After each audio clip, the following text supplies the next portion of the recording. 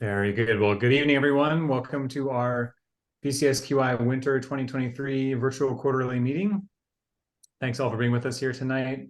Happy holidays to you all, and appreciate everybody spending some time this evening to join us on our quality improvement journey for the evening here.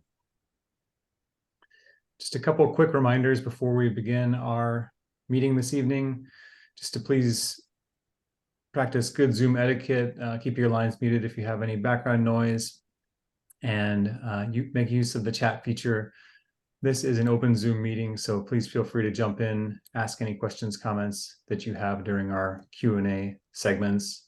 And you can also take a screenshot, note Sherry's phone number here. She'd love to hear from you.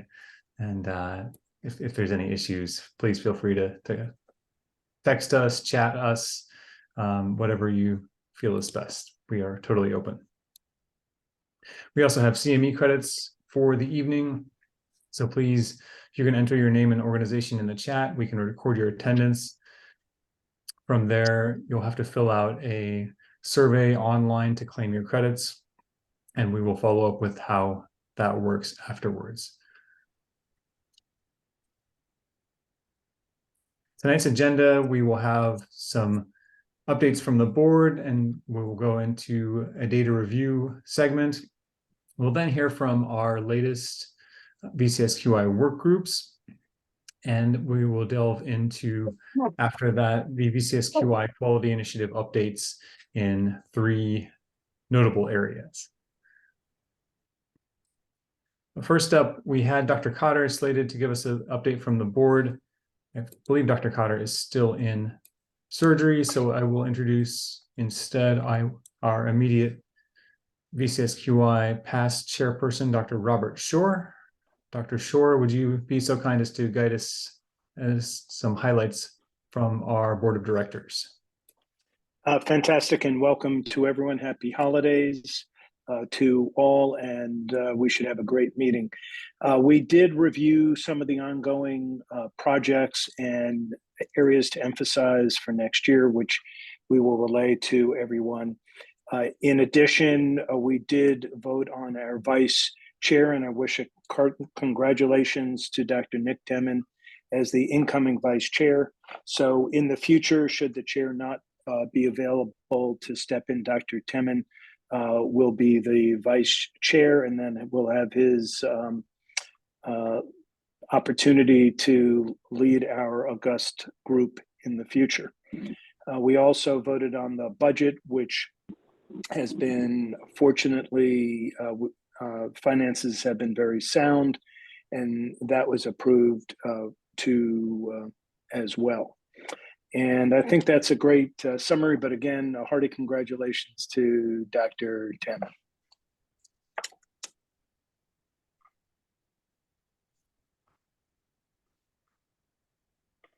Very good. Thank you so much, Dr. Shore, and we will be hearing from Dr. Teman later as well in the meeting, but we will first jump to some data updates, and we will just dive right into the latest cost and quality data from our VCSQI data warehouse. So here's a quick overview of the VCSQI database. As of now, it comprises 4 primary clinical registries, which you see in these colored blocks here: the STS adult cardiac, ACC cath PCI, our VHAC STEMI database, which is a combination of both the chest pain MI and the AHA's Get With The Guideline CAD, or a subset of the Get With The Guideline CAD. And 4th component is the STS ACC TBT registry. We're also in a progress of matching those 4 with the VHHA financials and claims data, which you'll see shortly. But across these 4 registries, we have over 200,000 patients and procedures that are recorded. We will get a taste of those in just a moment. Those are utilized in our quarterly and ad hoc reports, which you all are most welcome to as VCSQI members. And Dr. Teman will share some of our scientific publishing. As of now, we've had about 80 manuscripts and presentations at national meetings with the VCSQI data powering those. So first start with a few views in the STS adult cardiac world. We wanted to share something a little different this evening. Instead of the normal charts that compare hospital performance against one another, instead we wanted to look at some temporal trends and see if we can identify any trends, any changes in performance over the years. So what we did is we charted the last 6 to 7 years worth of data here. This is CABG data from 2017 through third quarter of 2023. We started with just looking at procedure volume for those isolated CABG procedures and then broke that down by CPV utilization, so on pump versus off pump. And procedure volume has remained pretty steady with a little bit of a dip with the onset of COVID in 2020. They've rebounded since then. However, the off pump proportion has dipped since then, and it's really only starting to rebound now. You see that kind of dark red shade is growing just a little bit here in 2023 again, but it dipped from 7.6% to 1.5% over the prior 6 years.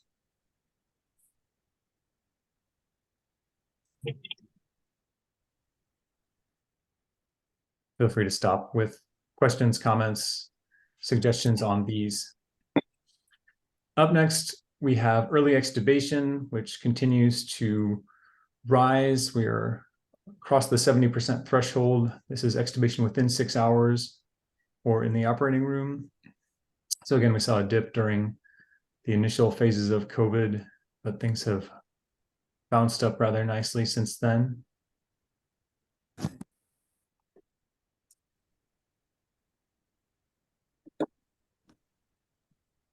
And one other piece that I thought was an interesting trend we hadn't really noticed before is an increase in overall blood transfusions pretty consistently over the last 6 years here, from 27% up to about a third of patients receiving intra or post-op blood.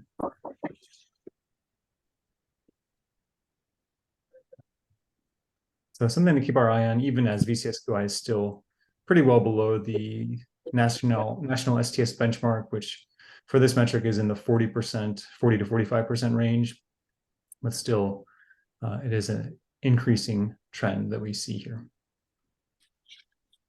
Oh.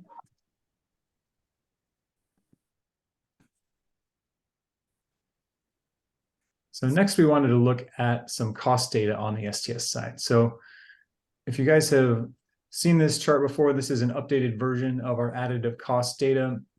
Essentially what we've done here is we have linked the STS adult cardiac surgery database with claims data from VHHA, Virginia Hospital and Healthcare Association.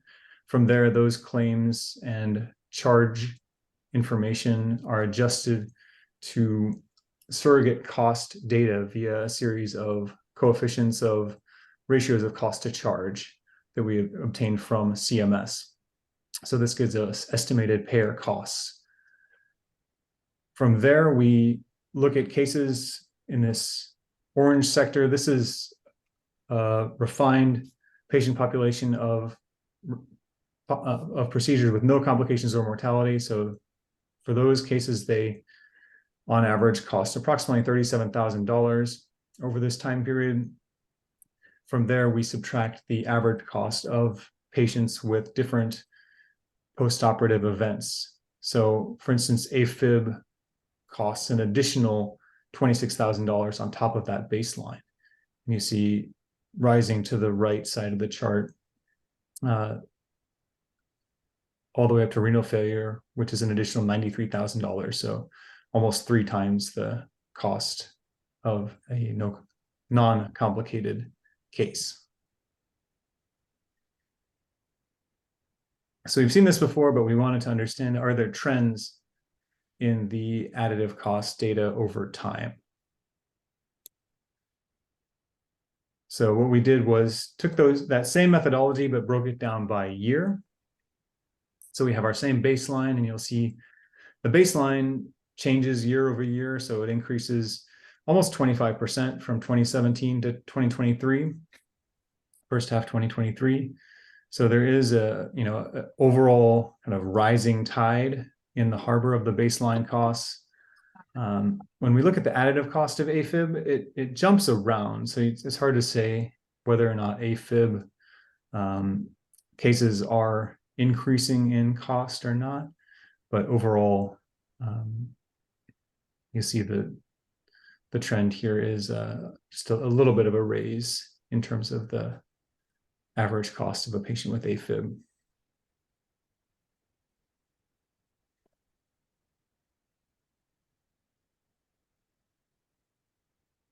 I just want to make sure you guys can hear me okay. Is my network okay on your side? You're Yes. doing well, Ed. Okay, great. Thank you. So we'll move right along. We have these temporal trends for the other postoperative STS metrics.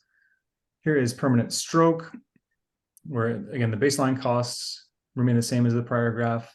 You see the additive costs for stroke are variable here. They actually decreased just a slight bit, but this is something where there are a relatively small number of events. So that might play into the variation we see. I think the same thing goes for deep sternal wound infection. And in fact, there were not a lot of data for the 2023 period, which is why you don't see a red bar there. And just a lot of variation in the cost data. Operative mortality increasing just a slight bit, but again, another one with a small n. So I'm going to move past this one. The next two I think are interesting with our prolonged vent and a slight uptick from 2017 forward.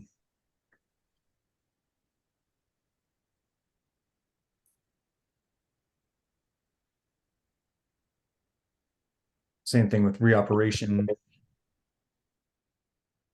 You'll notice the bars are getting larger here as we go toward the right side of that initial chart, and the costlier complications. And I thought the most striking one in STS was renal failure, which started out expensive and keeps getting costlier, where the average cost of a patient with renal failure in some cases is above $150,000. And we'll hear more later this evening about strategies to mitigate AKI and renal failure as well, and the great work that the VCSQI AKI work group has done.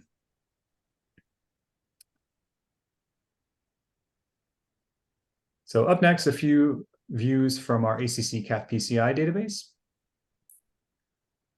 We have the same type of trend analysis here. First one shows the increase in radial access sites across the last, again, 6.5 years here.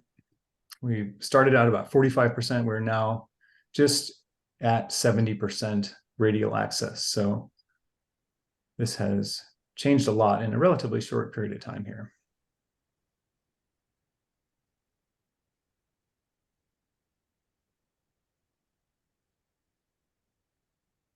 AKI, this is stage 1 AKI, as opposed to what we look at in STS, which is stage 3. This has remained relatively consistent in terms of the observed AKI rate.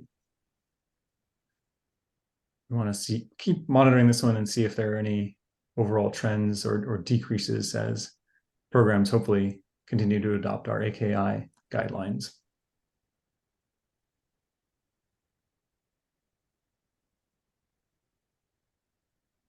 And lastly, this was an interesting trend, I thought, where the observed bleeding incidence has declined rather sharply, almost 50% over the last 6 years here. This is not a risk-adjusted measure. This is just observed bleeding, but still this is a pretty consistent downward trend and overall positive development for our PCI patients.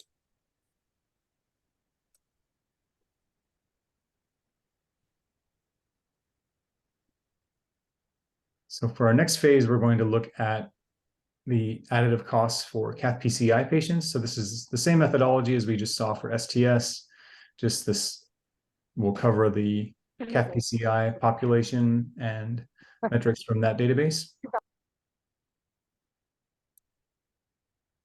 So here we have the same type of benchline or benchmark cost, about $19,000 per procedure. So they are less expensive overall. We have post-op heart failure clocking in that about doubles the cost. Same with stage 1 AKI, bleeding, and cardiogenic shock are the two most costly post-operative events here for our PCI population.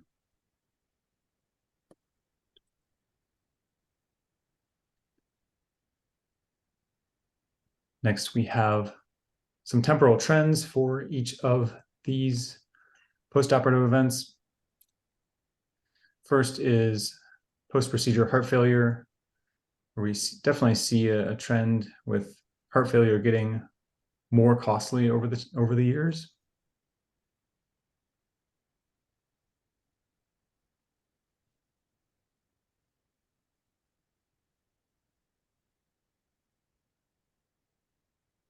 For post-PCI stage 1 AKI, again, it looks like there is a slight uptick over the last 3 years or so.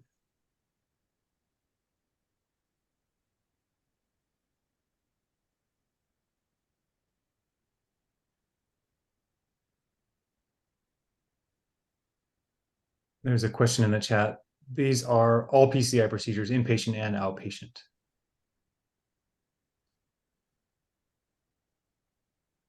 However, the cost data is just for inpatient.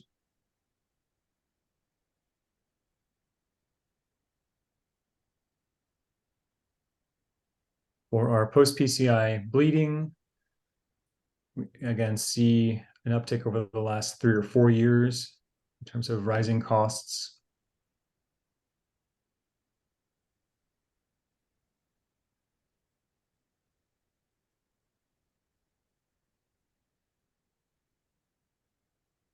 And same with shock, where we're $50,000 or a hair under for the last couple of years. And again, overall, more expensive in the more recent years here.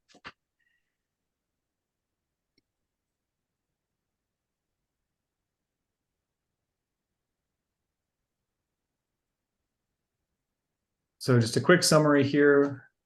We saw in our isolated CABG population, those procedures remaining more expensive than those of PCI, with the baseline cost of CABG increasing more so than that in the PCI world.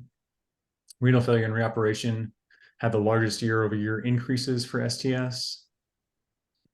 On the CathPCI side, really all post-procedure events that we measured had an increase year-over-year in their additive costs, and shock had the biggest impact and the largest increase.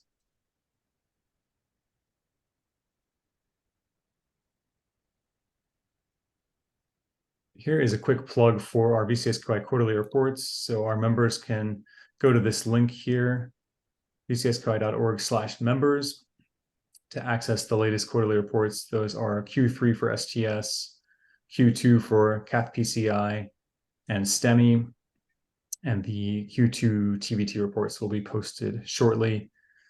Up next in our pipeline is some hospital-specific cost data. We also want to share STEMI and TVT costs. ARMIS is in the process of linking the cost registry with both of those databases. And lastly, we, with our great DEI work group, are going to start digging into the database, especially the claims data with different Z codes, which help to identify social determinants within the cardiac population. So more to come on that. There's a wealth of data out there in our VCSQI world. We welcome any suggestions you have for how we can continue to derive value from our data, and just appreciate everybody's support and suggestions, and encourage you all to use the data as you best see fit. Questions, comments regarding our database and reports?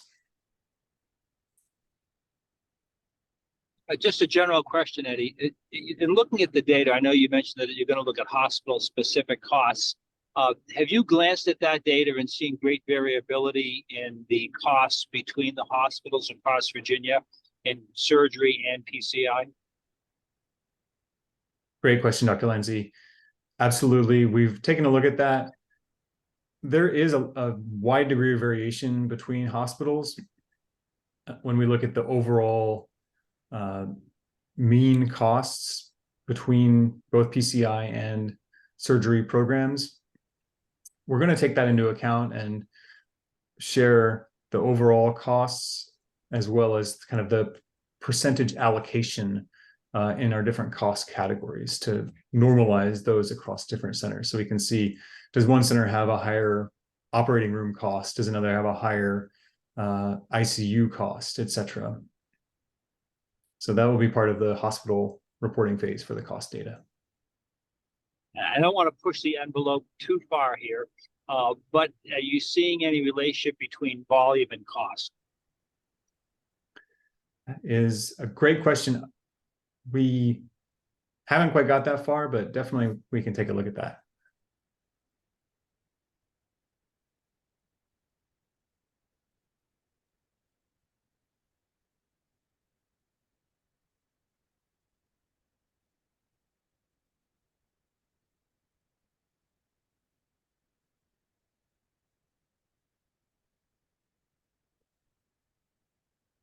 There's another comment in the chat asking, do we have the N for complications per 100 cases?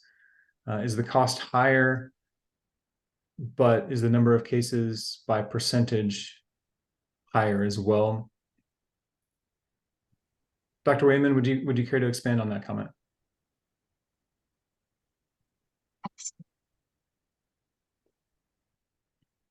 Sorry, can you repeat the question for me?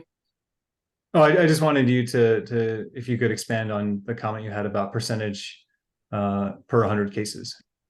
Eddie, that was wasn't actually but- me. Sorry, Eddie, that wasn't me. Oh, Yeah. okay. Yeah, somehow it came in not by me. This is Bob Shore.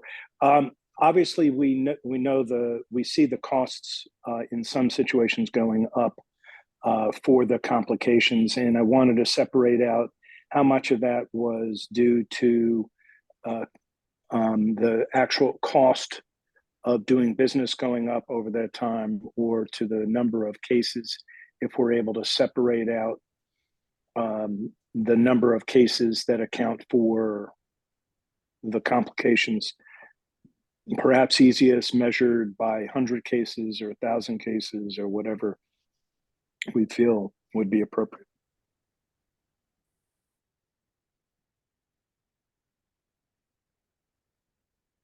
We can definitely start to slice that out and look at kind of the overall cost that is allocated to different segments like that. That's a good suggestion.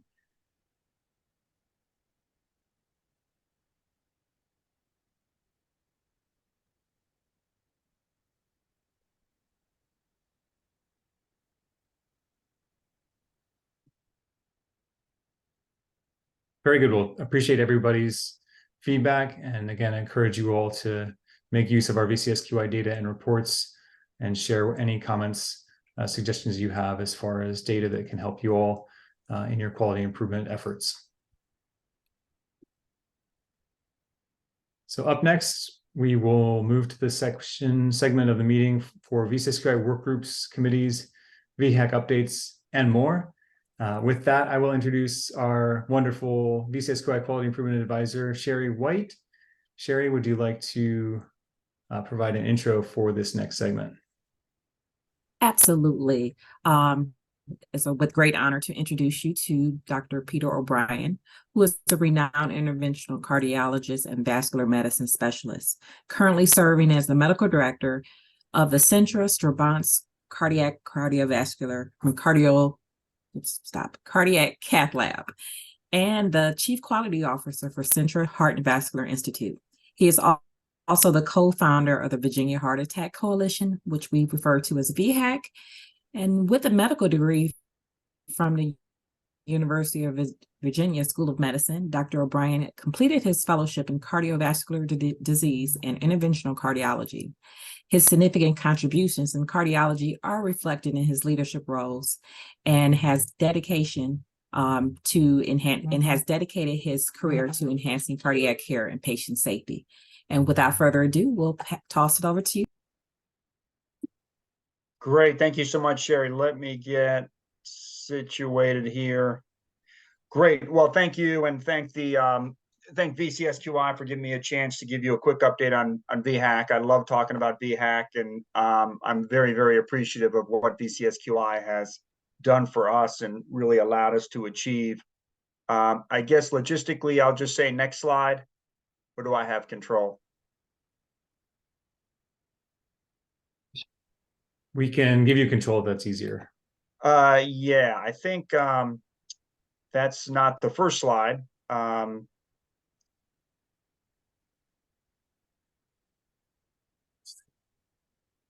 don't know if it skipped ahead.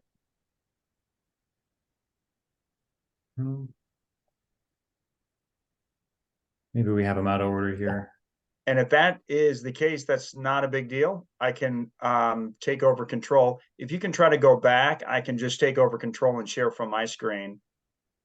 Because that first slide looks a little different than what I sent in, but no big deal. We always can adjust on the fly. I'm just gonna stop sharing, and you can send you can share from your side then. Okay, so bear with me. I will.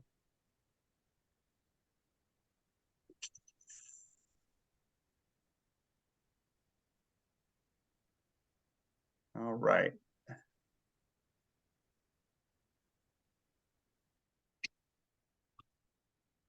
All right, there we go. Share screen. And I just so happen to have it up. Can you guys see that? Next level cardiac care in the Commonwealth. Not yet. Not yet, Dr. O'Brien. Not yet. All right.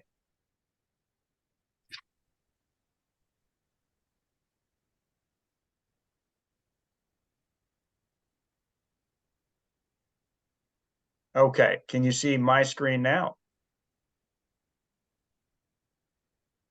We can see your screen, but your desktop. Okay, there you are. Great, perfect. All right, that was our first test. I hope I passed.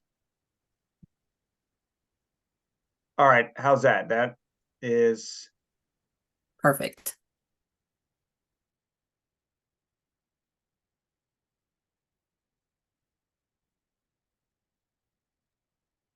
all right. Somehow I got muted, but all right. So we are good to go. Sorry about that. A little bit of a little stumble out of the gate here. But in any event, I'm still very excited to tell you about the past year and what's coming up next year. I'll try to make this brief and leave some time for comments or questions.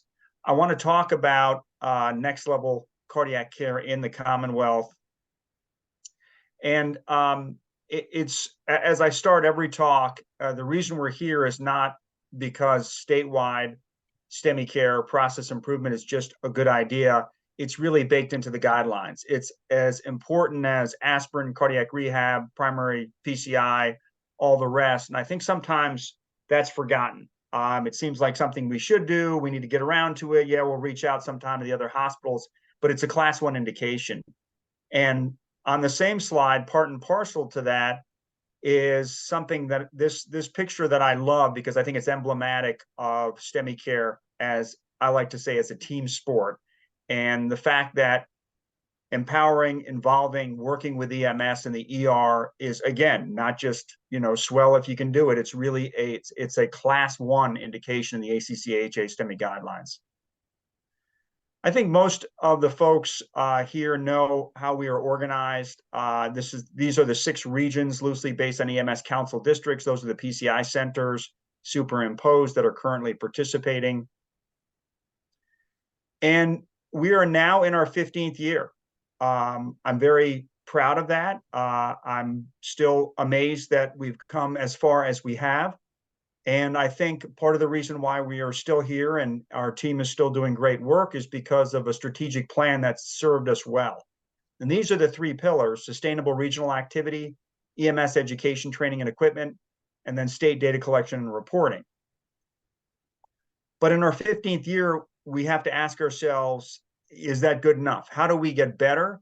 How do we survive?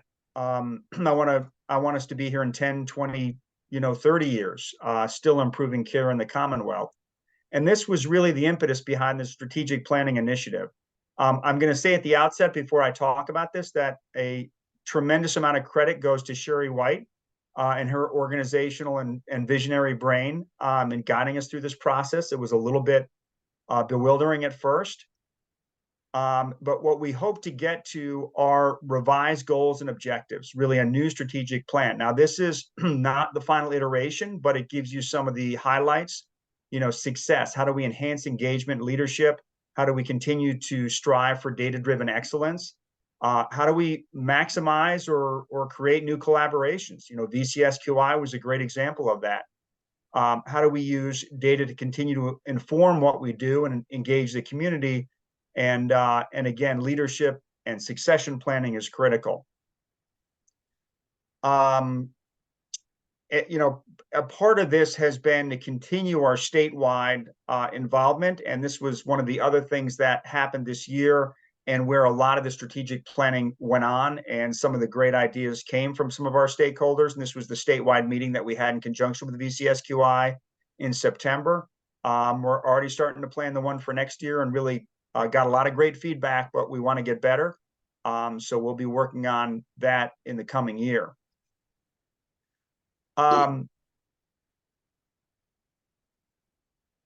Anyway, excuse me 1 second. Sherry, I don't know, these are my slides at this point. These aren't what I sent you, correct? If I'm not mistaken, I think that is extra data that was added in Ruby. I'm sorry, you're breaking up. Do you have anything else? I'm sorry. Do you have anything after this presentation, another slide? I did, okay. But that's okay. We can take it back and go over the data. Yeah, I can just describe what this other slide had showed, and that was our SWOT analysis, which was strengths, weaknesses, opportunities, and threats, and really that came about from a series of brainstorming calls with stakeholders, really an incredible group, hour and a half at a time, and that's really how we distilled a lot of those ideas into the strategic plan that I showed you. So. Again, just to summarize, that's really consumed a lot of our time and attention. But I do want to dive into our STEMI database, which Eddie touched on a little bit, but I want to give you a few more of the details.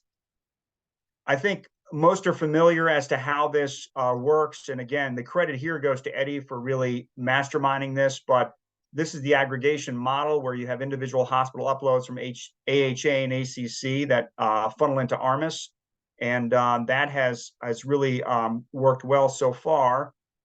It has been quite honestly slow going in trying to recruit the PCI centers. There are about 40 or 45 PCI centers in the state. And I say that because they literally come on and offline every month. But it's somewhere in the 40s. We're at about the halfway point. And that's okay. I know for my own hospital, it took us 1.5 years to get legal and compliance to allow us to share our data. So it's slow going, but we're up to 20 programs and we have 5 members kind of on deck. So we're really excited. It's gaining momentum.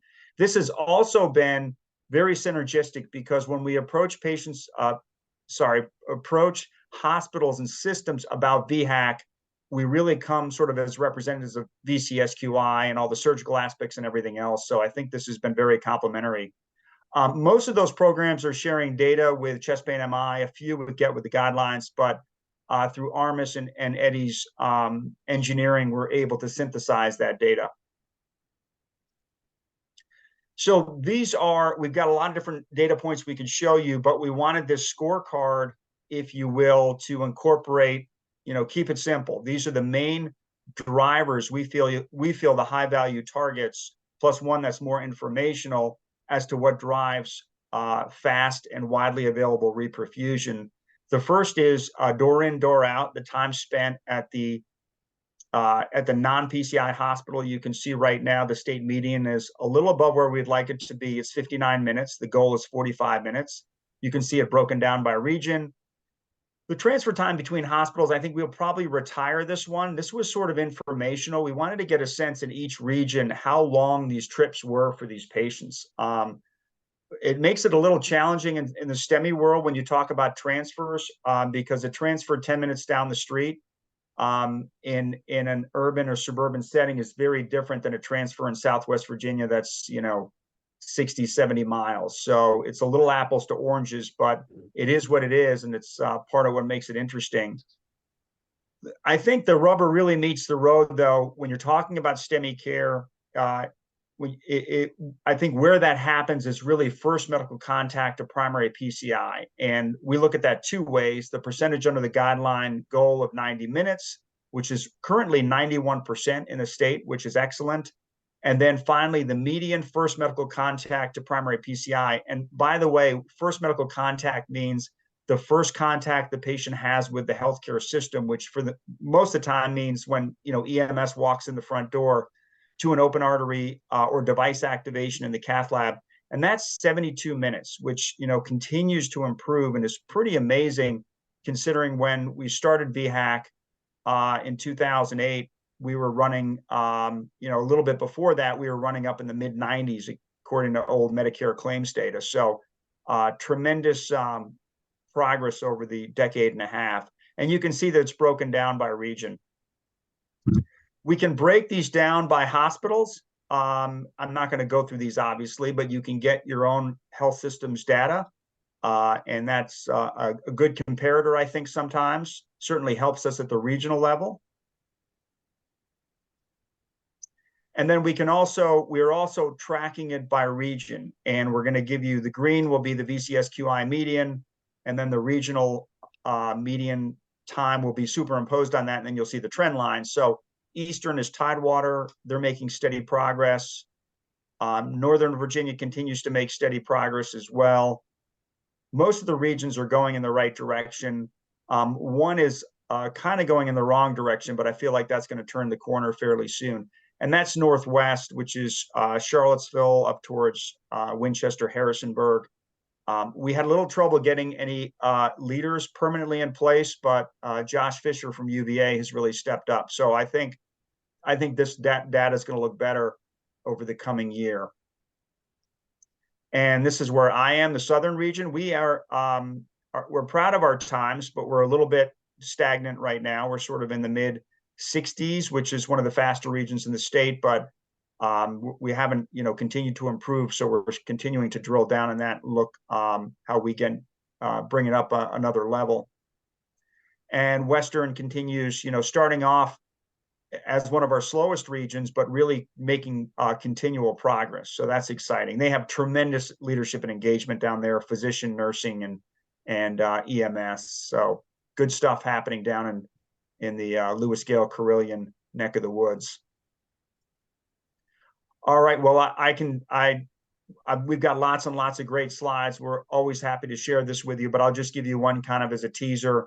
Radial access. You can see here the difference between low, medium, and high volume hospitals, this grouping here. We know that mortality is lower if you do your STEMIs radial, and we know that's part of the guidelines. So it's one of many different measures that we track. I think Eddie showed that overall for PCI across the state, radial access continues to improve, which is a very good thing for our patients. So anyway, this is not shown to be complete. It's just kind of a little teaser of all the great stuff that we follow.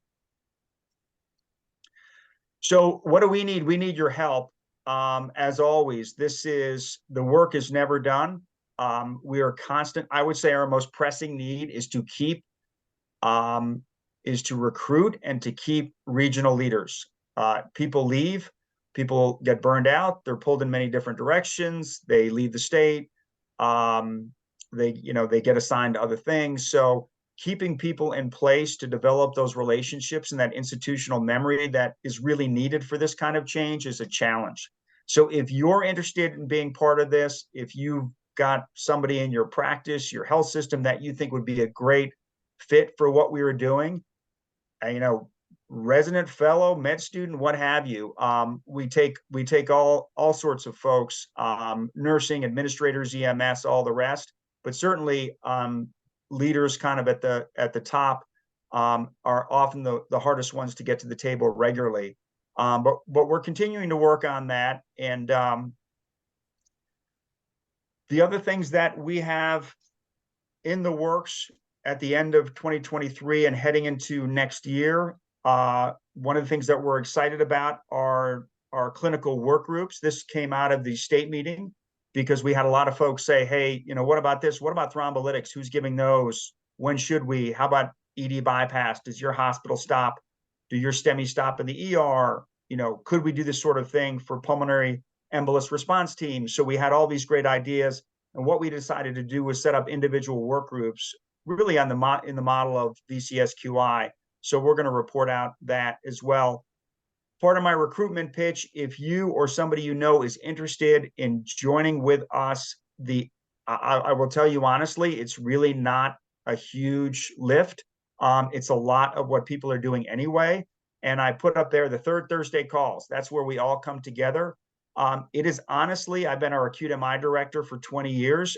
And yes, I founded VHAC, so I'm a little biased. Mike Contos and I did, but I will say it actually makes my job easier because I've got a lot of really smart people across the state that I can rely on. And I picked up a lot of great things. There's a lot of cross-pollination that goes on with VHAC that, if anything, makes the role of a chest pain coordinator or a cath lab director, ER medical director easier.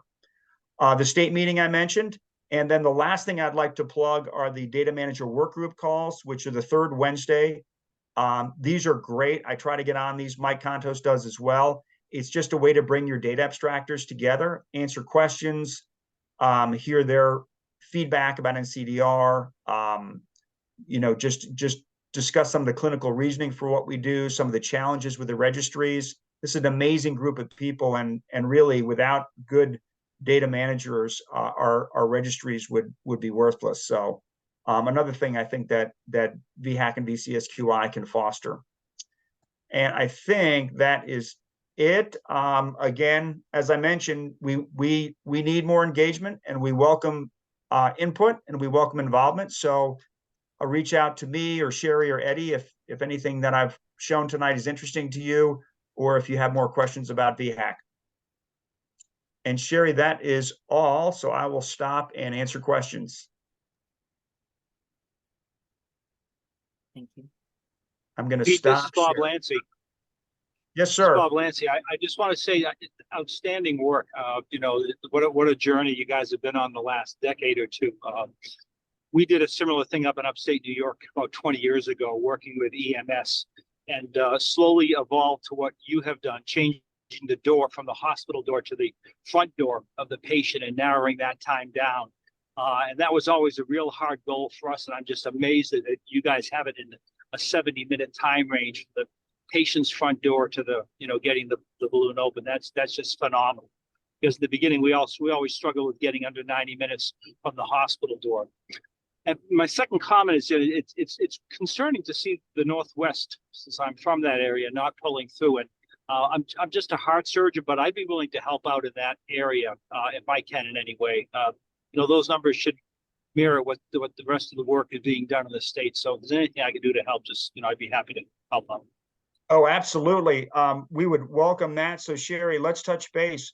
I will say there is precedent within VHAC for cardiac surgery leading the way. For those of you who knew Paul France at Roanoke Memorial, Paul did more for STEMI care down there than anybody did. So he really led the way. So we would welcome your input and involvement. We do have some new folks coming on that I'm excited about, but it's just a challenge. It's hard to keep people at the table consistently because of all of those things that I mentioned. But we will definitely reach out.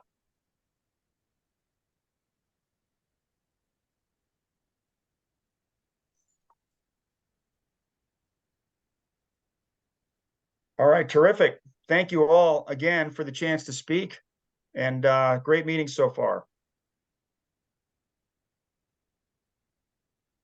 Fantastic. Well, thank you so much, Dr. O'Brien. Appreciate everything you do for VHAC and VCSQI. Up next, we are honored to feature Dr. Kevin Lobdell From Atrium Health, Dr. Lobdell is the Professor and Director of Regional Cardiovascular and Thoracic Quality Education and Research at Atrium Health. He's the founder of Perfect Care and chairs the Perfect Care Network, which is a collaborative extending through Atrium Health, VCSQI, and MCSQI in Maryland. His research spans various areas, including risk assessment, AKI, and the impact of BMI on cardiovascular outcomes. Tonight, Dr. Lobdell will share the latest updates from Perfect Care. Dr. Lobdell, thank you for being here with us. Thanks, Eddie. Can you hear me okay? Yes, sir. Terrific. As I was listening, as always, great work, and I appreciate the opportunity to be here. And I was thinking, it's close to 20 years ago that I started to work with Alan Spear and your dad, that sort of thing. So it's great to see that we've finally formalized things right over the last couple of years, but it's just a tremendous honor to work with you and Sherry and the entire collaborative, as well as that group that we pulled together in Maryland, and share what I would call just positive deviations and see where opportunities are to help others. So tonight I'll give a brief update on what we've been working on. And as always, I have to mention some of the teammates that are central to this, because it really is a team effort. So thanks for allowing me to be here and share this. Next slide. I'll just briefly go through the history for those that may not have heard it. When we started Perfect Care initiative, we spent about a year getting the infrastructure in place, which included standard practice routines. And what we really wanted to focus on were the things that everybody could agree to do in our participating programs. And when I say that, it's a kind of a combination of evidence-based medicine, evidence-based practice, and again, the things that we could all agree to do, as opposed to spending tremendous amount of time arguing about things that we couldn't agree to. So while we were setting up the technical infrastructure, we were aiming the team towards improved trust and teamwork and that sort of thing by solidifying these things. Next slide. Perfect Care, enrolls our adult cardiac surgery patients in a remote monitoring program. For those that are available, it starts preoperatively and then carries them through up to 90 days after surgery. They get a digital health kit, which includes sphygmomanometer, fitness tracker, and a scale, all of which are typically Bluetooth enabled, but we have some other methods like cellular communication if the patient does not have the other means to manage things. And with the platform we use, we have scheduling, tracking of the biometric data, PROs, obviously AV visits and messaging. And our aim was to try to increase the time, the quality time that patients have at home. Next slide.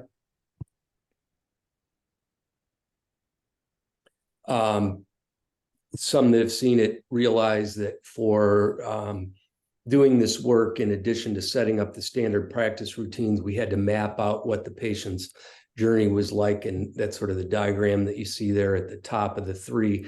And then what we have for our interface for our clinicians that do this work, our navigators, are both population perspective, but also the individual patient.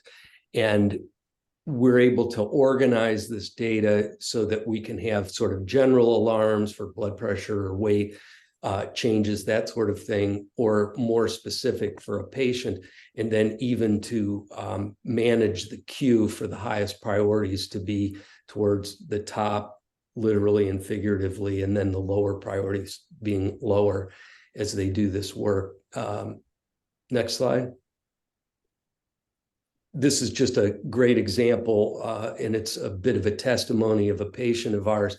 And you see in that middle slide, in the sort of purple or magenta, whatever the color is, it was his preoperative steps followed by his postoperative steps. And both he and his wife were incredibly impressed and what they would describe as engaged in the process, because they felt like they had an extra set of eyes. They could objectively see their progress, and that it was very reassuring. And then what you see on the right, again, are just examples of biometrics that are collected. And then the bottom are the PROMIS survey data, both physical, mental, pre and post-op that we collect. Next slide. When we first published, we published on 354 coronaries. This was in the annals. We matched it 1 to 2 with propensity scoring. And what we found was a full day reduction in the postoperative length of stay, which was 15.4%, and 44% reduction in the combined metric of 30-day readmission and mortality. Part of the logic as we were doing this, and was critiqued appropriately, was that it's hard to make sense of both 30-day readmission and mortality, but we were also concerned that we wouldn't have enough of an N to make any sense of it. As we thought of all of this, initially we decided we wanted to analyze this in the same way through a series of publications before we changed.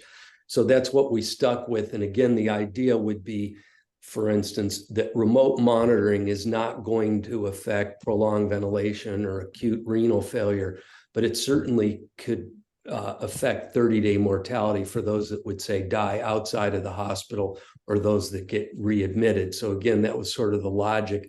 And we realized, like with any method, there's a potential flaw or, somebody can critique that, but that's what we found. Next slide. Probably 6 months later, I think we presented this at AETS and published it in JTCVS Open. It was 649 coronaries, valve, coronary plus valve, and very similar results on the postoperative length of stay and readmissions plus mortality. For those that would notice that this was Open versus JTCVS, that methodology was critiqued by one of the reviewers, and quite frankly, we couldn't get it into JTCVS, so we opted for Open. Again, as I responded to this, I understand, and as I related, all models are wrong, some are useful. And what we really wanted to do was pick a method to look at it and not change, because what we were most fearful of was that if we continued to change our methodology, people wouldn't be able to make sense out of what we were doing. So we tried to stay consistent, which Eddie, the next, or Sherry, it leads us to the third. This will be presented. It's just a little sneak peek of the first 1,000 consecutive patients. I'll present it at STS, and we're working on the manuscript. But what you will see is very similar data for the postoperative length of stay and the readmission. All of that was statistically significant. Of note, in 1,000 consecutive patients, we had 0 mortality, which is, I think, a testament to doing good work. I always want to make sure that those that are in the quality world realize this isn't a sleight of hand, which we can sometimes see. Like we went from terrible to marginally acceptable or fair to better. This has truly been, a 20-year journey that we've built on, as I alluded earlier. And then these are some of the, more highly technical and probably more difficult things to do. In addition, you can see at the bottom there, we discharged to home 97.8% of the patients versus 92.2% in the control group, which are the contemporaneous 1,000 patients that didn't have remote monitoring. Next slide. What we've also worked on, and this is just a screenshot of the business intelligence tool that we've created to try to look at the impact, so the dollars associated with it. For what it's worth, with the math that I've done and the calculator that I'm creating, that I'll see if we can get published, so that people could put in their own data. It looks like it's about a $8.15 million per 1,000 patient impact. And when we looked at the ROI, that is what we spend on this, it ends up being somewhere in the area of 17 to 24 to 1, depending on which numbers you use. Next slide. As both Eddie and Sherry mentioned, earlier about some of the work that we've done. The network now is PSO protected. We have 5 of the 15 hospitals in Advocate. As some may know, Atrium has created this strategic combination with the Midwest to become Advocate Health. There are 10 cardiac surgery programs there, and early in this journey, we're just beginning to establish those relationships. One example that's an enterprise level effort is an AKI effort. So it very much fits with some of the things you saw earlier in the discussion and things that we've worked hard on in cardiac surgery. So I think there's a lot of opportunity to bring together more people and share best practices and, you know, help. Again, I mentioned not only what's going on that you've heard about and participate in Virginia, but this PSO protected collaboration includes the 11 programs in Maryland. And I think the next might be the last slide.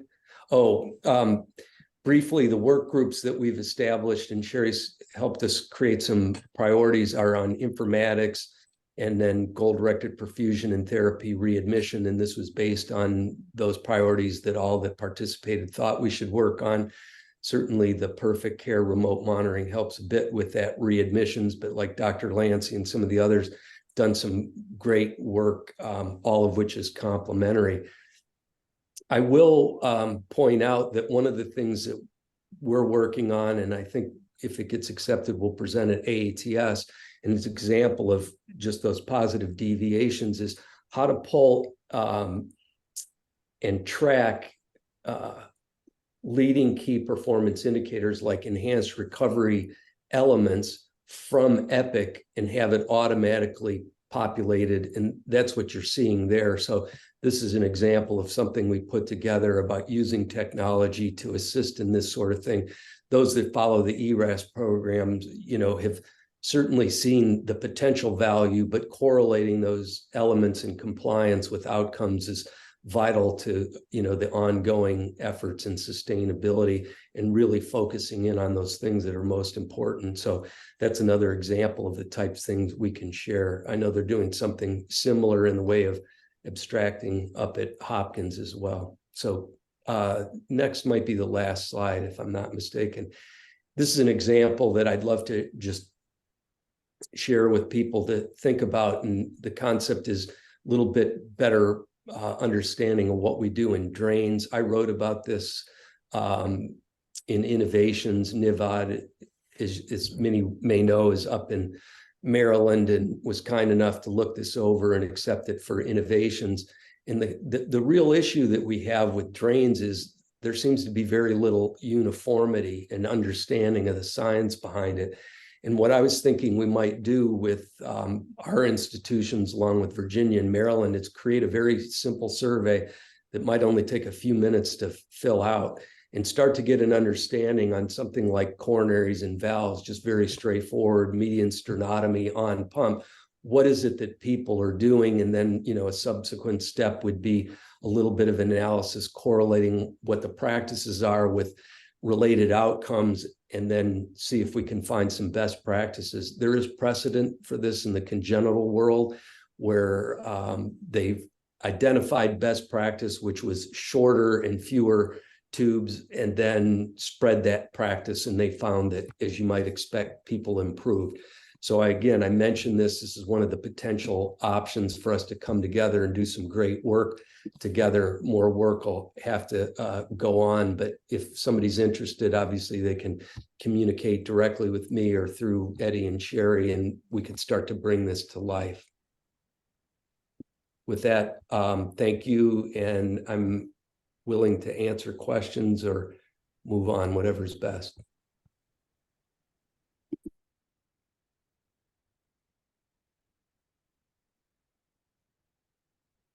Hey, this is John Kern from UVA. That was really outstanding, and really appreciate your work. And the last part I really appreciate, and I look forward to that in terms of the whole chest tube situation. From the standpoint of Perfect Care, and you know, you've been involved with that for a long time and obviously demonstrate great stuff. And I'm sorry if I missed it, but there's a lot of kind of technology involved there, and you touched on it a little bit, but how are you accounting for social determinants of health and are under served and perhaps underprivileged populations, and so how is this being enabled to penetrate that population? Yeah, it's a great question. North Carolina, as some may know, is the second most rural state following Texas. And what I mean by that is large population of people that live a significant distance from a metropolitan area. So we have both urban and rural, along with race and other markers for diversity that have driven this and to address. Our first efforts to look at this, I would be the first to say, are rather rudimentary. What we did was look simply at race to see if we saw disparity, given the small numbers. When I say that, in the area of 1,000, we're actually up to 1,670 as of a couple days ago. But the analysis always lags the total number that are enrolled. What we have not seen is a difference, and obviously we're using STS data and the way it is categorized of Caucasian versus non-Caucasian. In other words, we saw no statistical significant difference between outcomes in the races with remote monitoring. We'd be the first to say, again, that's a rather rudimentary look, but it's a step in the right direction. And I think that the opportunity, comes partly through this sort of collaboration, but even within our own organization, as we've combined with Wake Forest, where there's some of these competencies to help us with those evaluations and look into them with a little bit more depth. So what I would say, sort of in summary, is we've made the initial effort to look at it. We certainly have the desire to do well and lead in that area, and we're open to others collaborating, meaning we have lots of data and lots of opportunity, and credit and opportunity is infinitely divisible. So if somebody's got an idea, we're glad to work with you and collaborate on it too.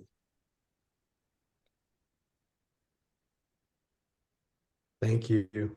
Robin? Thank you, Dr. Kern. Robin, you have your hand raised?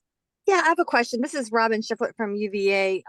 Also, we had tried this a while back. I'm wondering how you got compliance.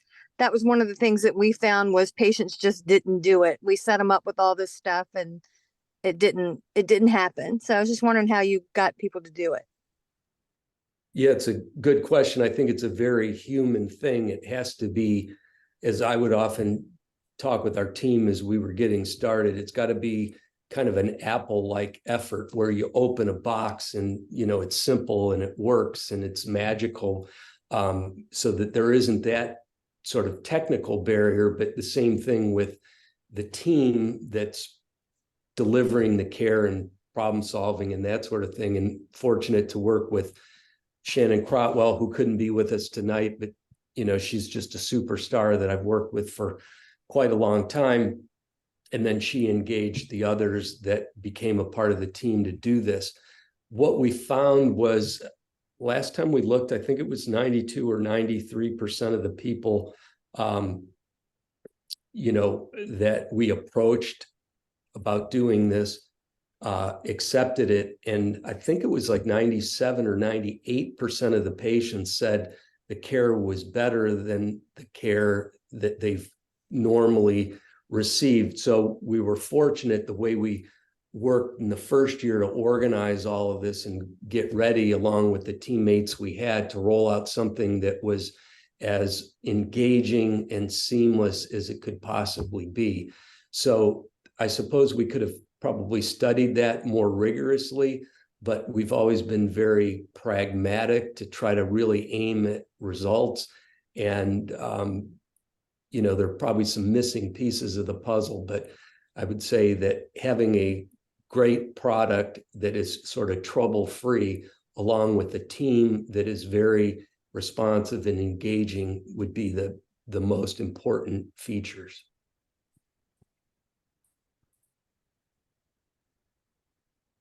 Thank you so much, Dr. Lobdell. We appreciate your commitment to VCSQI and all that you do. Sure, thank you. So up next, thank you. Up next, we have Dr. Nick Teman. Dr. Teman is a cardiac surgeon at UVA, where he directs the adult ECMO program, and he is an interventional and interventionalist in thoracic and cardiovascular ICU.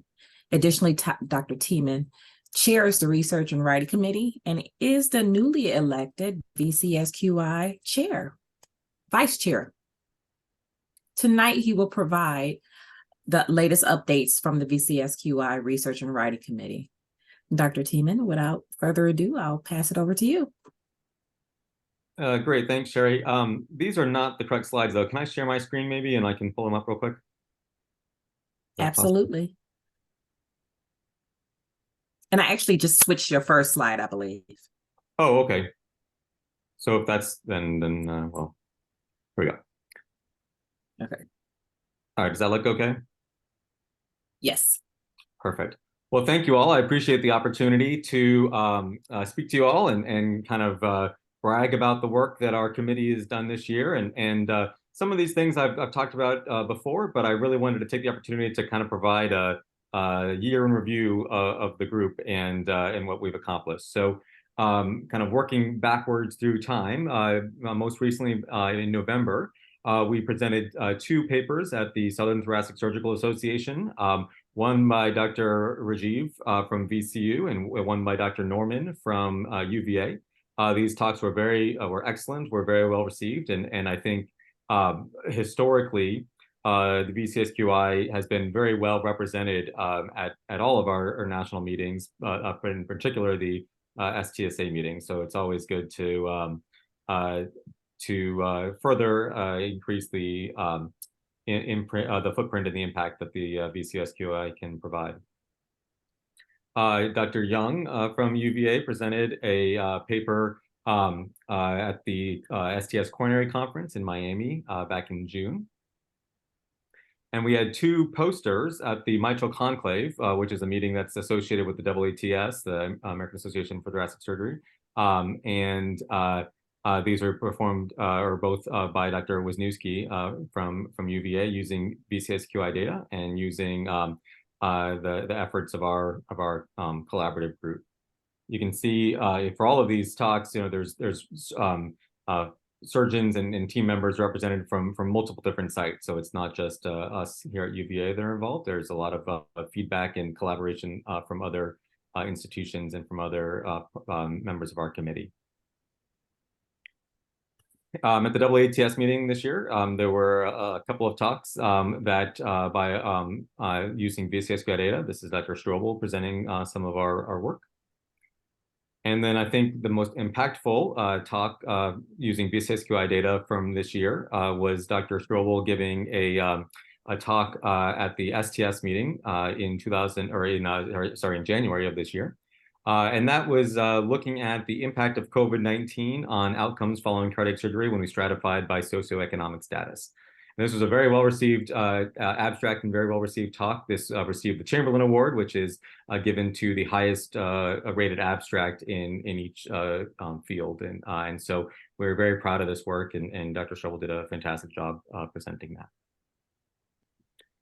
We've had 12 publications this year from the VCSQI Research and Writing Committee, and which I don't know what the record is, but I think that's fantastic and really a testament to all the efforts that our team has been putting in.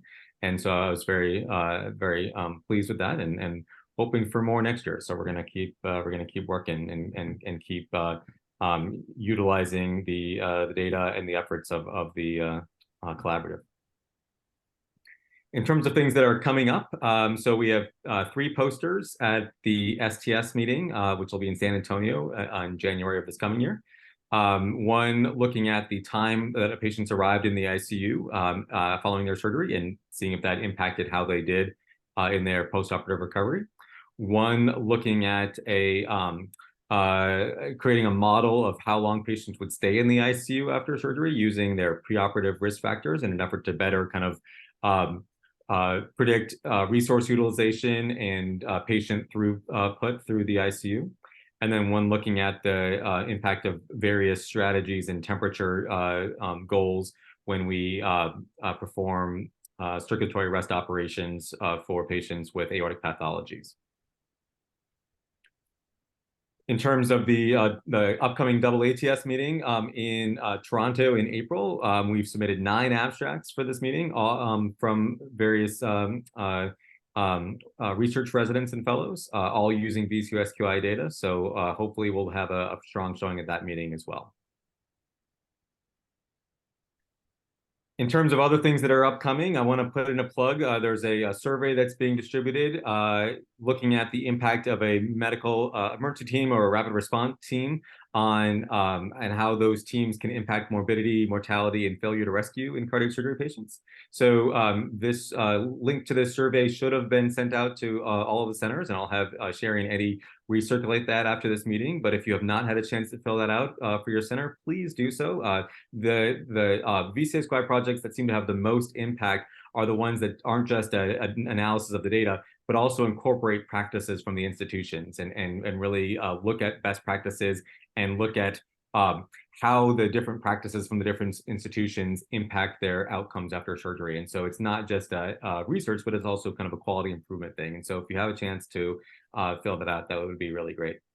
And then at the last time I gave you an update, I talked about Ting Wu, who's a biostatistician that we're using on an ad hoc basis to provide additional support for biostatistics for projects that we're doing. And so she's already completed the work on one project that she worked on with the group at VCU.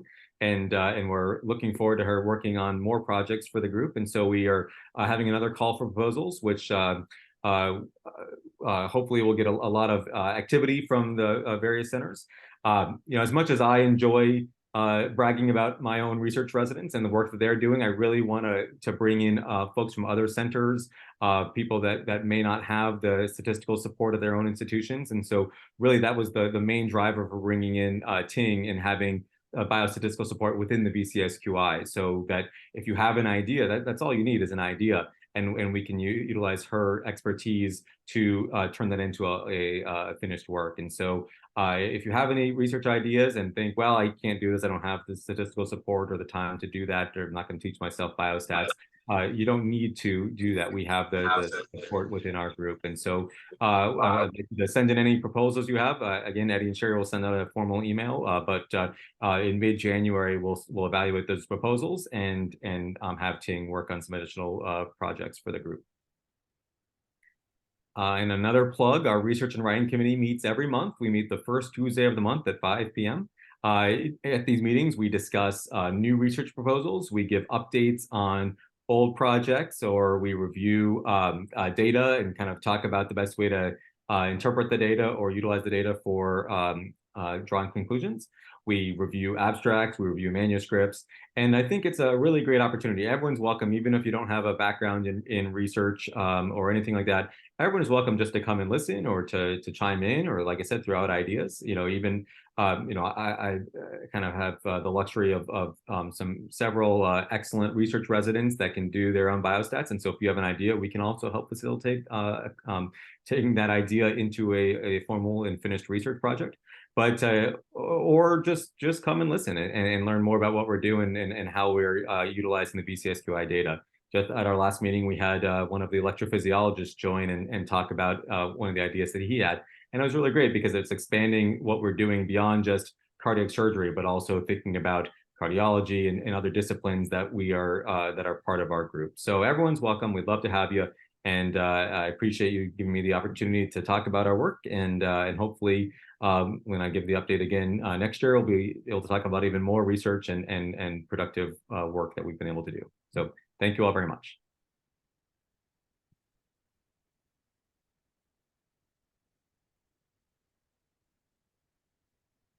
Fantastic. Thank you so much, Dr. Teman. Up next, we have Eve Dallas, also from UVA. Eve is a perfusionist at UVA and also a VCSQI board member. She is the champion of the VCSQI Perfusion Work Group, and tonight she'll share the latest updates and advancements from that team, showing her commitment to innovation and excellence in cardiac perfusion and more. Eve, I will turn it over to you. You have control, or feel free to tell me to advance, whatever works best for you. Okay, I'll let you advance the slides. Thank you so much, Eddie. And I don't know how good I'm going to feel about myself following Dr. Teman. That was quite an impressive showing from that committee, but I will soldier on. The perfusion group is kind of headed in a couple of different directions. And I just wanted to talk about 4 different areas really quickly. The first one involves an initiative that was brought to me by our ECMO director at UVA, recognizing that across the spectrum, there are all kinds of ECMO programs at our institutions, and some of them are strictly run by perfusion, and the perfusion team doubles the ECMO team, and then in other institutions, we think that there are specific ECMO specialists who are running those. Some of them are nurse-driven as well. At any rate, we think it's time to fold that cohort of patients into our cardiac surgery care spectrum with VCSQI. And so the initiative will be to create a slash, and we will be perfusion/ECMO. And I think initially this will serve as just a means for collaboration and organization, and hoping to loop in the UVA ECMO director, whose name is Brian Klaus. And he wasn't able to attend tonight, but is aware that I'm invoking his name. And so we will loop him in as kind of co-champion and have him help us to form an organizing group or collaboration for ECMO centers across the state. If this involves you in any way, or anybody in the meeting, or you've been interested in the past in maybe some ECMO data collection that was otherwise difficult to reach through the ELSO organization, which is kind of the current owner of most of the ECMO data, please reach out to us and let us know that you'd be interested in joining this group and starting to collect some information, some data, some standards, some guidelines to provide optimal care for our ECMO patients. I thought it was interesting, and the little clip that you see on this slide indicates almost all of the information that you can gather from STS about ECMO. It's not very much.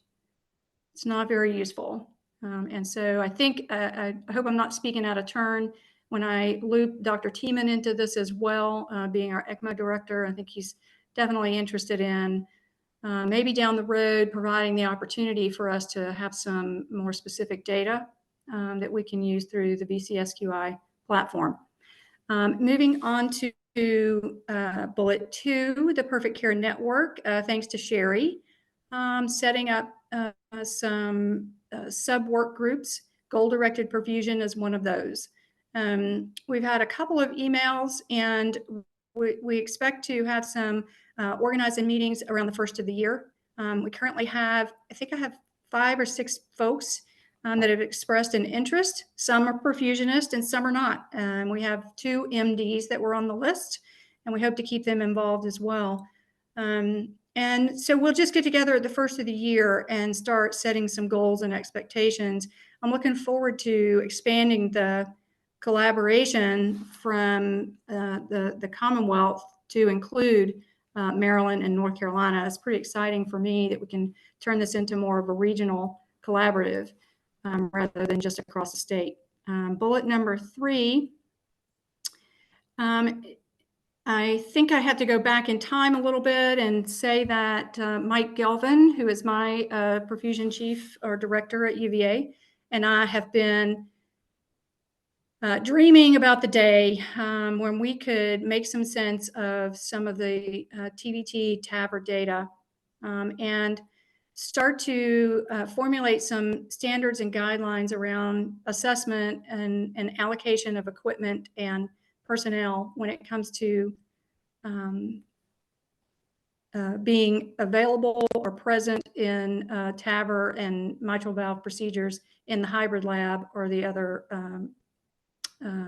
facilities that we're using for TAVRs.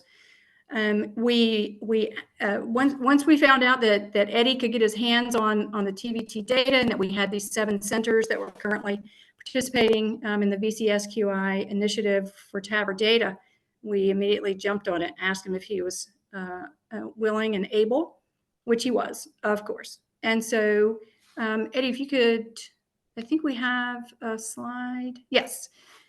So this just is just representative of just a very kind of basic start or preliminary start. We pulled up some patient physiological factors and some procedural acuity issues and some procedural events that might happen, and kind of slung them out there and looked for a p-value on mortality. And interestingly, you can see that we did come up with some. I think what we're trying to do here is grab somebody's interest. So anybody out there looking at this chart and thinking that it might be interesting, knowing that we have access to a good number of records. I think the N is 2970. Eddie, is that's all, right? That's all cases. This was all, yeah. And then for the next level, I think we're going to segment it down just to TAVR. Yeah. So it's a pretty good base level of cases there. And so if this grabs your interest in any way, we are really eager to sign somebody up to this kind of project with the hope that we could maybe start to develop some kind of risk model, patient risk model, and go forward with that effort to make sure that we're providing best patient care for these patients by providing them the backup staffing and equipment that is needed in an optimal way. So, and of course, Eddie's fantastic. So thank you so much for coming up with this data, and we look forward to diving in even deeper. And then the last bullet point for us, as we're running out of time here, are the perfusion metrics. We're really proud of these, and we think that we've hit a pretty good sweet spot with these metrics, but are still looking for any input that you may have and your team may have, and some information that you're not seeing. Please get in touch with us and let us know, and we can try to develop something to meet your needs. Also, Eddie is currently working on creating specific institution-specific metrics for 2 different hospitals, UVA being one, of course. And then there's another hospital in the state that's asked for a set of metrics specific just to them. So we're looking forward to seeing that first kind of iteration of specific metrics coming out and finding out how useful they can be to our teams. I think we're going to throw up a couple just to tease a little bit. Yeah. So the first slide being demographics and characteristics. Those of you that are involved heavily in your own hospitals and institutions, QI committees and whatnot probably see these numbers frequently. But I think this just drills down on, obviously 2 specific issues for bypass, being bypass time and cross clamp time. This slide can be helpful if your institution thinks that it can cut down on those times. And then the status of our patients as they come in for each of these, the major, I think the STS calls these the major procedures.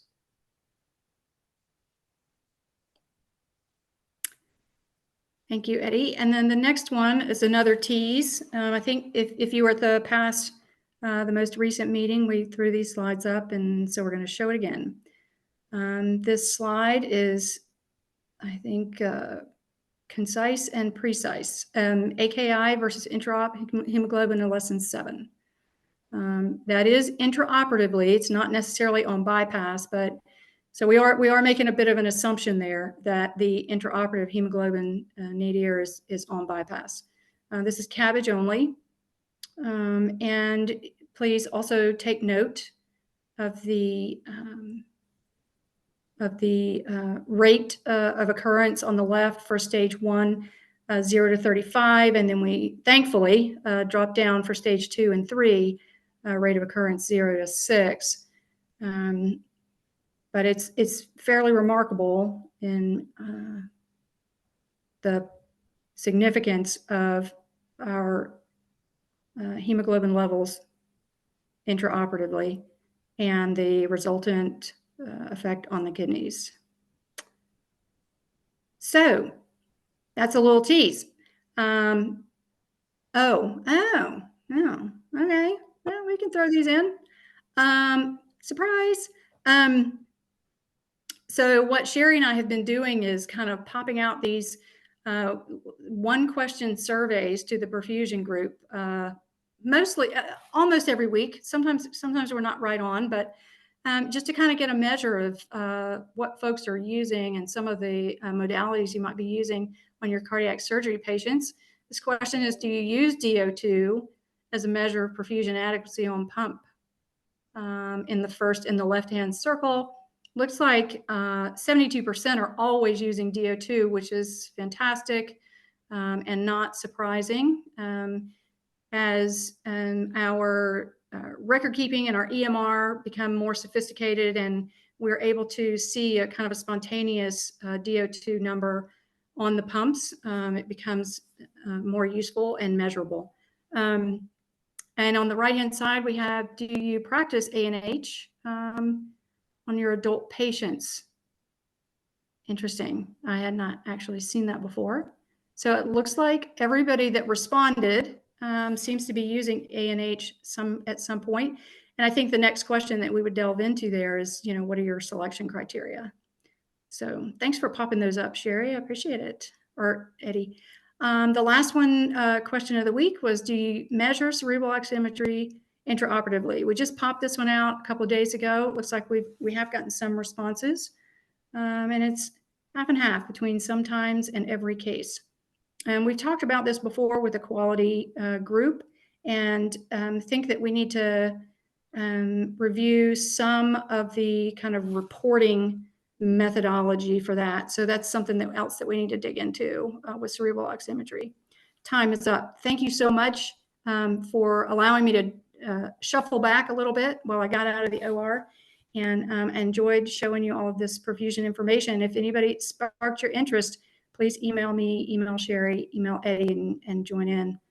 We appreciate your efforts to help us integrate perfusion into the VCSQI. Thank you. Thank you, Eve, so much for all that you do for VCSQI and all your work in the perfusion group. Up next, we have Dr. Brody Wehman, who is a cardiac surgeon from Memorial Regional Medical Center. He specializes in structural heart procedures and robotic heart surgery. Dr. Wehman is recognized for his innovative approaches to cardiac surgery. With him is Meredith Newton, who also works with MRNC as a nurse practitioner alongside Dr. Wehman. She has a background as a paramedic, and they will speak to you about MRMC's recent approaches to reducing 30-day readmission. Thank you for joining. All right, thank you very much. Thank you for inviting us to speak and for recognizing the work that we've done at Memorial over the last 5 years. My name is Brody Wehman. As you mentioned, I'm the surgeon at Memorial Regional. This is with Bon Secours Mercy Health System here in Richmond, Virginia, and I'm presenting this with Meredith Newton, who's our practice lead nurse practitioner. And I want to thank Meredith for putting these slides together over the last week, and thank you all for your time to hear us through this. So next slide. So this is the slide I think that sparked the notice of this, and if you look at 2019 down to 2023. We've had a steady decline in readmissions, specifically at Memorial Regional Medical Center. And the slides that we put together are pretty brief, but we thought about our program, and we thought about what were the things that went into this over the last 5 years, really. And that's what we plan to share with you this evening. Next slide. So looking at it just from a timeline, one of the most important things was that at Memorial, there was not a dedicated cardiac surgeon. I joined in 2018, and by the end of 2018, I was primarily, and starting in 2019, I was primarily at Memorial full-time as the sole surgeon there. And before that, it had been run mostly by locum tenens. So there wasn't a closely monitored program at that facility. And then the big pieces were in that year in 2019, we added a nurse practitioner, a dedicated nurse practitioner who was at Memorial full-time as well. And then a cardiac surgery nurse navigator. And I'm not sure how many of you have these at your cardiac surgery programs. We have an excellent nurse navigator at both St. Mary's and Memorial Regional. And it's kind of the secret sauce to patient satisfaction, and I think also our readmission rates, the continuity of care that these individuals provide from pre-op through the whole hospital course, and then immediately post-op. And we have a slide. We're going to talk a little bit about the role that this person plays, and we think that probably contributed some to the reduction in admissions over time. So in addition to increasing our dedicated staff, we have an operations committee meeting that we'll talk about a little bit too, that we started in 2019, and we've had monthly with a lull during the pandemic, but that monthly meeting has helped a lot. And lastly, in 2021, as you all can attest to, as the program grew and got bigger and bigger, we were able to justify hiring a second nurse practitioner, which just meant more continuity of care and more attention to all the fine details that go into running a successful cardiac surgery program. So next slide. So as Dr. Wehman said, our nurse navigator is one of the keys to our program success. So she meets the patients and their families prior to surgery. And at that point, she is able to give instructions, answer questions, do a lot of kind of explaining to families, setting up expectations, and helping them to plan for discharge and safe discharge. She is a key communicator throughout the process. Once patients are ready for discharge, she goes through discharge instructions at length, including their medications with a detailed list. And at that time, she is often finding maybe an error in the patient's med rec that was done initially on admission. She finds potential errors that providers have done when they have done the discharge med rec. And so she is able to find that before the patient even goes home and can cause a problem. And then she calls the patient the day after discharge. And at that time, she checks in on patients, finds out if there's any issues, concerns that the patient has. She also, again, goes through their medication lists, makes sure that every medication was picked up. There are no issues with medications the patient thought they had at home, but actually didn't. She finds problems like a glucometer that doesn't work, or patients that don't have the supplies that they need to check their blood sugar. And all of this she can address herself or escalate to her provider, who can provide prescriptions or further management. So we have found, again, a lot of help with our nurse navigator. Next slide. One area that we had some struggle with was sternal wound infections causing readmissions. And we spent a lot of time looking at every angle of how we could reduce this. So a few things that we have done that seem to have helped. Placing the Pernio dressing on the sternal incision in the OR and then removing it 1 week post-op is one thing that we have done, and we have noticed a decrease in sternal wound infections. And then additionally, we have spent a lot of time harping on sternal wound care, showering, being clean, all of those things. we found that some patients didn't have soap at home. So we send all of our patients home with soap and with a CHG wash, and give strict instructions that include showering every day, which some people don't like to do, and twice daily washing their sternal incision with soap and water and CHG. And since then, we've had a pretty drastic decrease in sternal wound infections.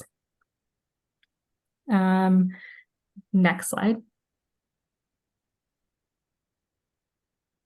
As Dr. Wehman mentioned, our cardiac operations meeting is a pretty key portion of getting everybody together. All the stakeholders are in that meeting. We look at all of our current data, any complications, and we discuss any problems, barriers to better care. The people that attend that meeting include everybody from the hospital CEO, the whole C-suite, nurse managers, OR staff, intensivists, nursing, pharmacy, PTOT, anybody else that's involved in our patient care. We're able to get any issues addressed quickly and very efficiently. This picture is actually from our operations meeting today, and we were literally reviewing the VCSQI data as a group. So every quarter we also include that as part of our review. And throughout the month we take suggestions from all these everyone who attends for agenda items. So we can collaboratively work on all these different issues. And as Meredith mentioned with the wound infection issue, that's something we really drilled down on. And because we had this forum, we were able to look at it patient by patient every single month until it got to no readmissions and no wound issues. So having this format really helped. Next slide. So another issue that we had run into was patients coming back to the ER without contacting us and getting admitted, sometimes unnecessarily, without our knowledge. So we have spent a lot of time kind of interfacing with the ER and the hospitalists to make sure that anytime that our patients come in, that we are notified and that we can be involved in their care. If we send a patient to the emergency room, we have a direct phone number to speak with the ER doctor, and that has allowed us to streamline their care to get them quickly taken care of. And we also, have found that some patients don't need to have a full admission, but could be cared for under observation status if they need to be in the hospital at all. Go back to that last slide, Meredith. The ER doctor, they started a program there where they have a zone phone, and the number is literally like 2-doc. So you type that in, 8-2-doc, and by giving them very clear instructions about what you're worried about or who's coming, it's less likely that they're just going to automatically admit the patient or have them admitted. And so that it helps the patient because it streamlines them. It streamlines their care. It gets them back to a room really quickly and gets things set up that we want them to see. But the other thing is between both the ER doctors and the hospitalists was this use of just observation status, which as long as we can keep it less than 2 midnights, then it doesn't turn into a readmission. And sometimes there's a lot of coaching the hospitalists and discussing with them that this really isn't a pneumonia. It's just a little bit of fluid overload, and they need another dose of IV diuretics. But us knowing when they come in has been the biggest thing. When our team knowing that one of our patients showed up within 30 days to the ER for a variety of reasons, but then not turning that automatically into an admission, because a lot of the patients that come back really don't need a full admission. They just need either a diuretic or AFib control or whatever it may be, or medical management. So that's the close collaboration with the ER doctors and the hospitalists over the last few years has really helped a lot, because this is probably the case in many of your hospitals, but there is quite a bit of turnover between different ER physicians and hospitalists. So we almost have to reintroduce this, every 6 months to a year with the new crop of people who are in the hospital, like to tell them if a cardiac surgery patient comes in, you got to let us know. And then we can descend on the patient and check everything and make sure that they don't just get automatically admitted. or not the level of care that we would want them to get.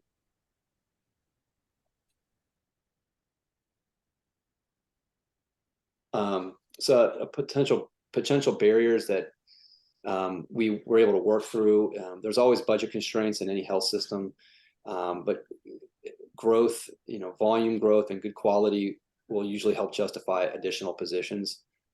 So by having additional NPs in 2022, we had a third NP who focuses on our structural heart, but also our cardiac surgery program. So now there's 3 very dedicated NPs who only work at our facility. That makes a huge difference when you have that many people all looking at the patients and the program in general. The next thing is engaged team members. In some places, your administration or your nurses or your OR nurses, there may be pockets of people who are not engaged. And by having the monthly meeting and having everyone come and everyone have a voice, we were able to overcome that barrier. We were very fortunate at the hospital where I work that wasn't really a barrier for us, but it can be a barrier in some places. But the important thing is that all these different stakeholders in the patient's care continuum feel genuine ownership and feel like they're a part of making the whole process better. And then the administrative buy-in and support. And again, we are very fortunate that our CMO attends this meeting regularly, and the COO. And so that helps any barriers that we might see and processes that we need to improve is very quickly worked through. Whereas in bigger academic centers like where I trained, or bigger hospitals, there can be a lot of bureaucratic red tape just to get sometimes simple things accomplished. But having that buy-in and engagement really makes a difference in things like readmission rates. It can really help.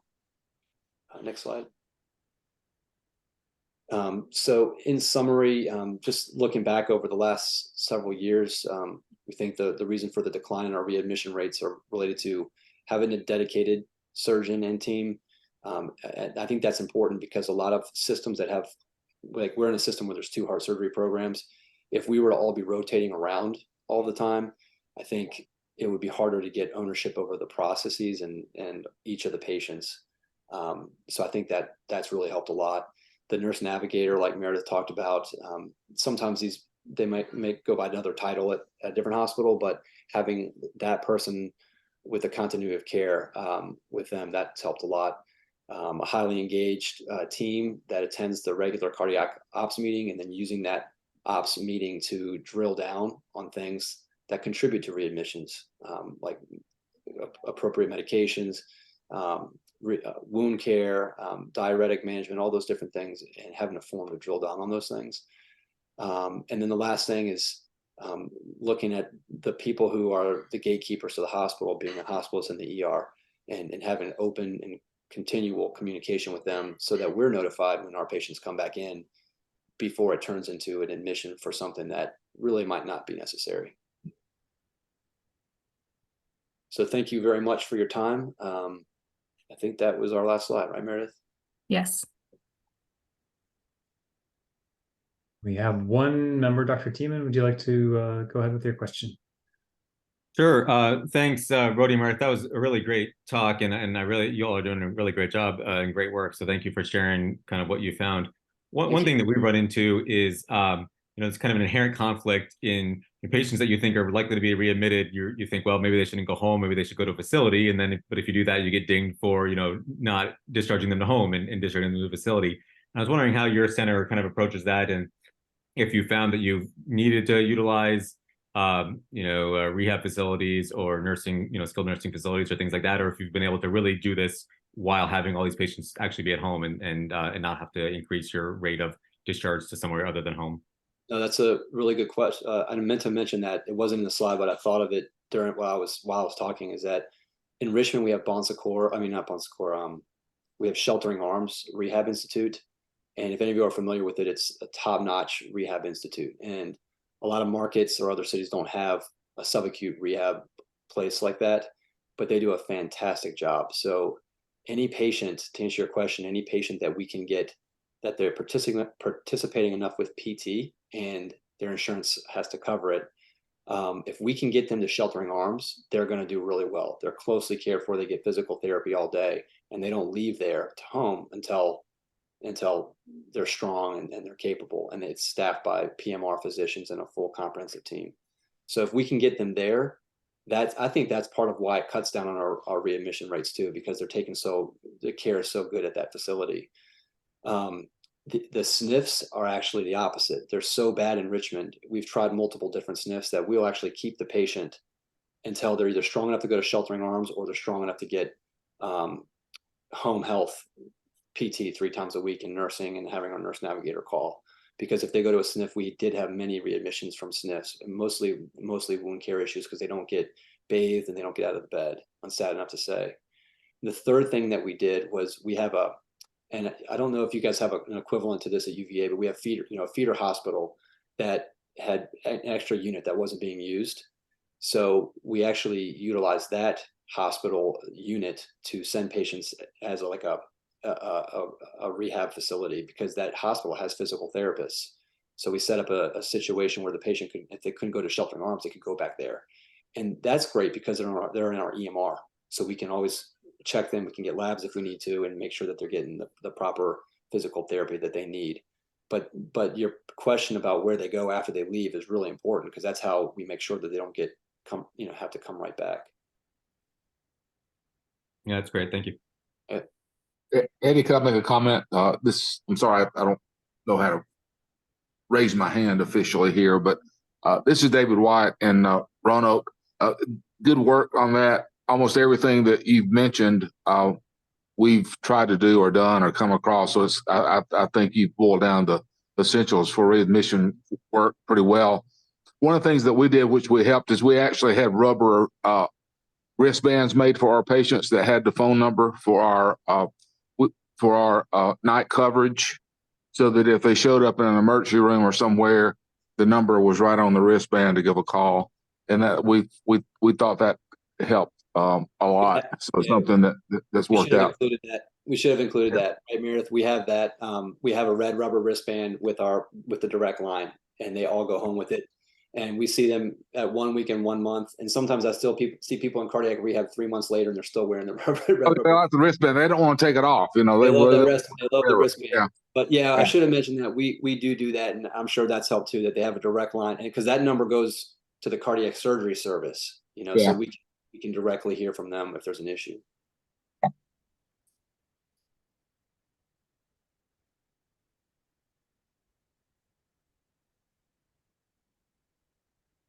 And thank you again.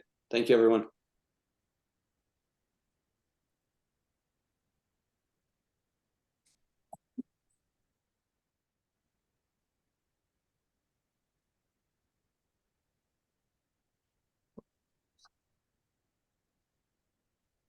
Fantastic. Well, thank you again, Dr. Wehman. Thank you, Meredith. So we are actually going to do a quick change in our schedule here. We are going to move to Mike Brown next.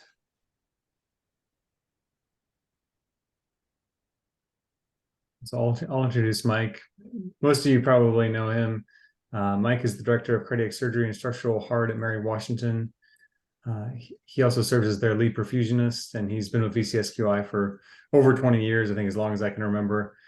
Mike really has driven a number of different quality initiatives in our group, and tonight he'll speak to Mary Washington's reduction in AKI, which demonstrates their excellent commitment to enhancing patient care and outcomes in cardiac surgery. Mike, go ahead, please. Thank you for being here with us tonight. Sure. Can you hear me? Yes, sir. Yes, we can. Oh, great. Well, before I get started, I was muted at the end of Dr. Wehman's talk, and I thought it was great presentation, but I don't know, you guys probably couldn't hear me chuckle, but the rubber wristbands and the cardiac surgery navigator, our program, we presented that a number of years ago, and I think it just is a representation of VCSQI and just the collaborative focus that we have in sharing our information, sharing our best practices, and I think it's very neat to see that other programs, people chiming in and saying what they're doing, and I think it's a wonderful thing. So I love hearing great stories like these. Before I get started, I just want to say I wish I was speaking earlier, because I think I'm going to be the dud at the end of these amazing presentations. Hopefully you all will take some of my data with a grain of salt. I just want to share some experiences that we've had with AKI, and some of it may be a little bit controversial, especially when you consider some of the literature that's out there. My desire to be up here and talk about this is probably about as low as it's been in any opportunity to speak at VCSQI, because obviously it implies that we had an issue with acute renal failure, which we did. And I'd love to be on the other side of the computer screen right now, but go ahead, next slide.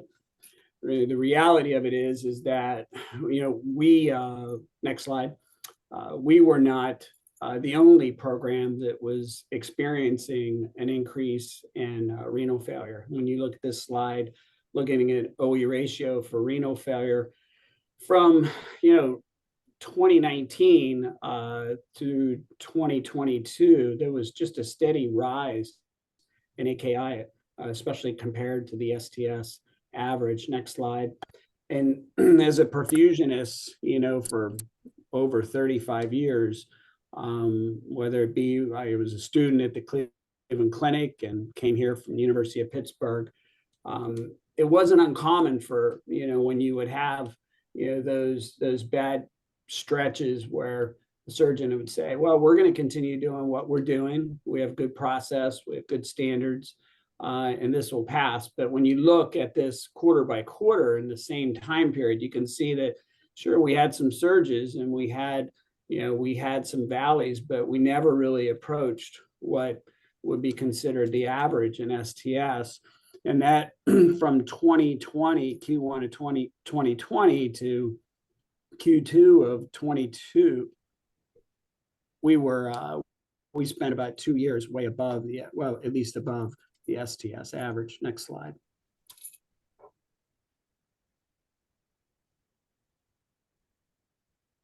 So my interest in joining the AKI work group was for really a variety of reasons. It really gave me the opportunity to learn more about cardiac surgery associated AKI, which I will admit I didn't know a ton about. At least from a nephrologist standpoint, we were lucky to have a couple of nephrologists that gave us their side of their opinion on what we could do. The opportunity to collaborate with just the amazing partners in VCSQI. And equally important, I think this was a unique opportunity because we have the cardiology and the cardiac surgery component, and it gave us the opportunity to address the continuum of care. Those patients that come in, they get a left heart cath, they possibly get a stent, they need to go on to have surgery within that same admission. They have their surgery, they go home. This really gave us some opportunities to improve the continuum of care, which I think is unique to our recommendations compared to, say, STS, AMSEC, Society of Cardiac Anesthesia. Next slide. We have a cardiac surgery quality committee. We've been, since I've taken over in a leadership role, we've been meeting monthly for like 14 years. We review every case from the previous month. We look at failure to rescue opportunities. We look at 3-star metrics. We review performance outliers, quality goals. We've been doing this for a long time. And before we implemented these VCSQI guidelines, we'd already were looking obviously at our data and making some changes.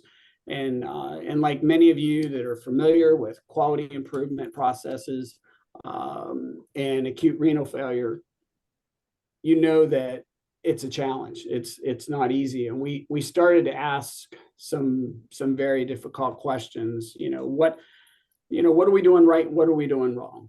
We knew prior to me getting involved in this committee, there were a couple things that needed to be fixed, and we were struggling with that. But we also want to know what's our performance in some of the other key contributing indicators, and what do they look like?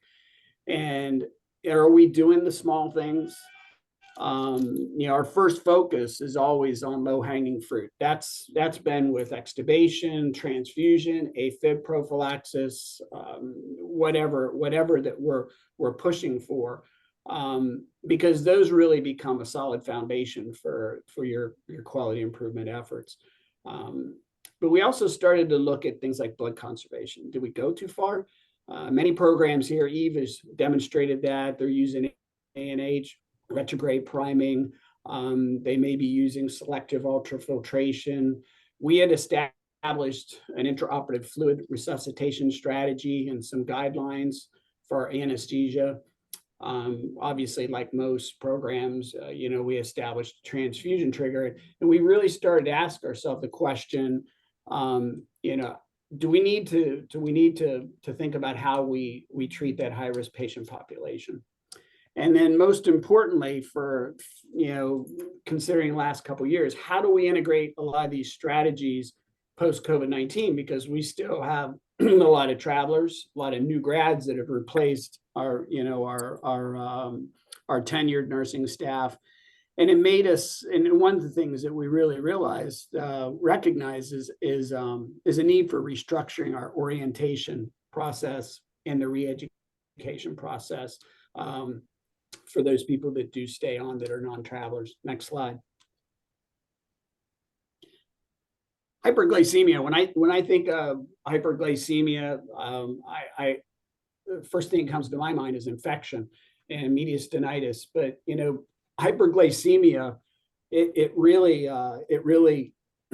highly impacts kidney function. And I'm not the expert on this, but it's fair to say you get a lot of intracellular damage, and then when you pair that with the effects that anesthesia in general has on hyperglycemia, it stimulates hyperglycemia, it activates the RAS system, and it causes intrarenal inflammation. It's not a surprise that our patients are set up for renal failure, or at least for AKI. Next slide. So this slide really just compares OE ratio for acute renal failure with varying levels of hyperglycemia. And so you can see that with blood sugars running below the STS recommended 180 or less than or hovering around the STS norm of around 1.0. But as you exceed a blood sugar greater than 200, there's an upward trend of AKI, or acute renal failure. And conversely, for those programs that have really tight control of their blood sugar, it's been well documented that you can also have complications. And of course, AKI is one of those things. So not sure we can take much more from that slide. Next slide. This slide looks at our performance. So this is low-hanging fruit, and I'm here to hang my laundry out on the clothesline. You can see that from 2016 through 2018, we were right there. Our performance was probably above average compared to VCSQI benchmarks for blood sugar control. But then in 2019, 2020, 2021, you could see that we had probably about a 10% or more increase in our peak intraoperative blood sugar. And one of the biggest issues during that time is that we had a large turnover of our tenured CRNA staff, and we introduced new staff, and then obviously COVID started. And this is something we'd been addressing before the quality improvement initiatives. But obviously compliance and education took some time in education, but you can see that we've kind of righted that ship over the last 2 years. Next slide. And how did we do it? we really just went back and looked at our intraoperative protocol. We don't have an electronic or a I want to say it's the glucomander system. I've wanted it in this hospital, never been able to get the hospital to spend the money for it. We were using the Georgia protocol, but we decided let's simplify it. Let's come up with something that it's easy to use and a quick reference.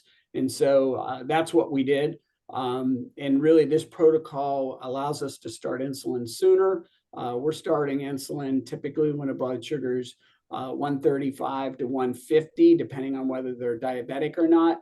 And we're rechecking it much more often than we were before, especially after you make an adjustment. And the key thing was just CRNA education and re-education for those new folks that are just coming on board.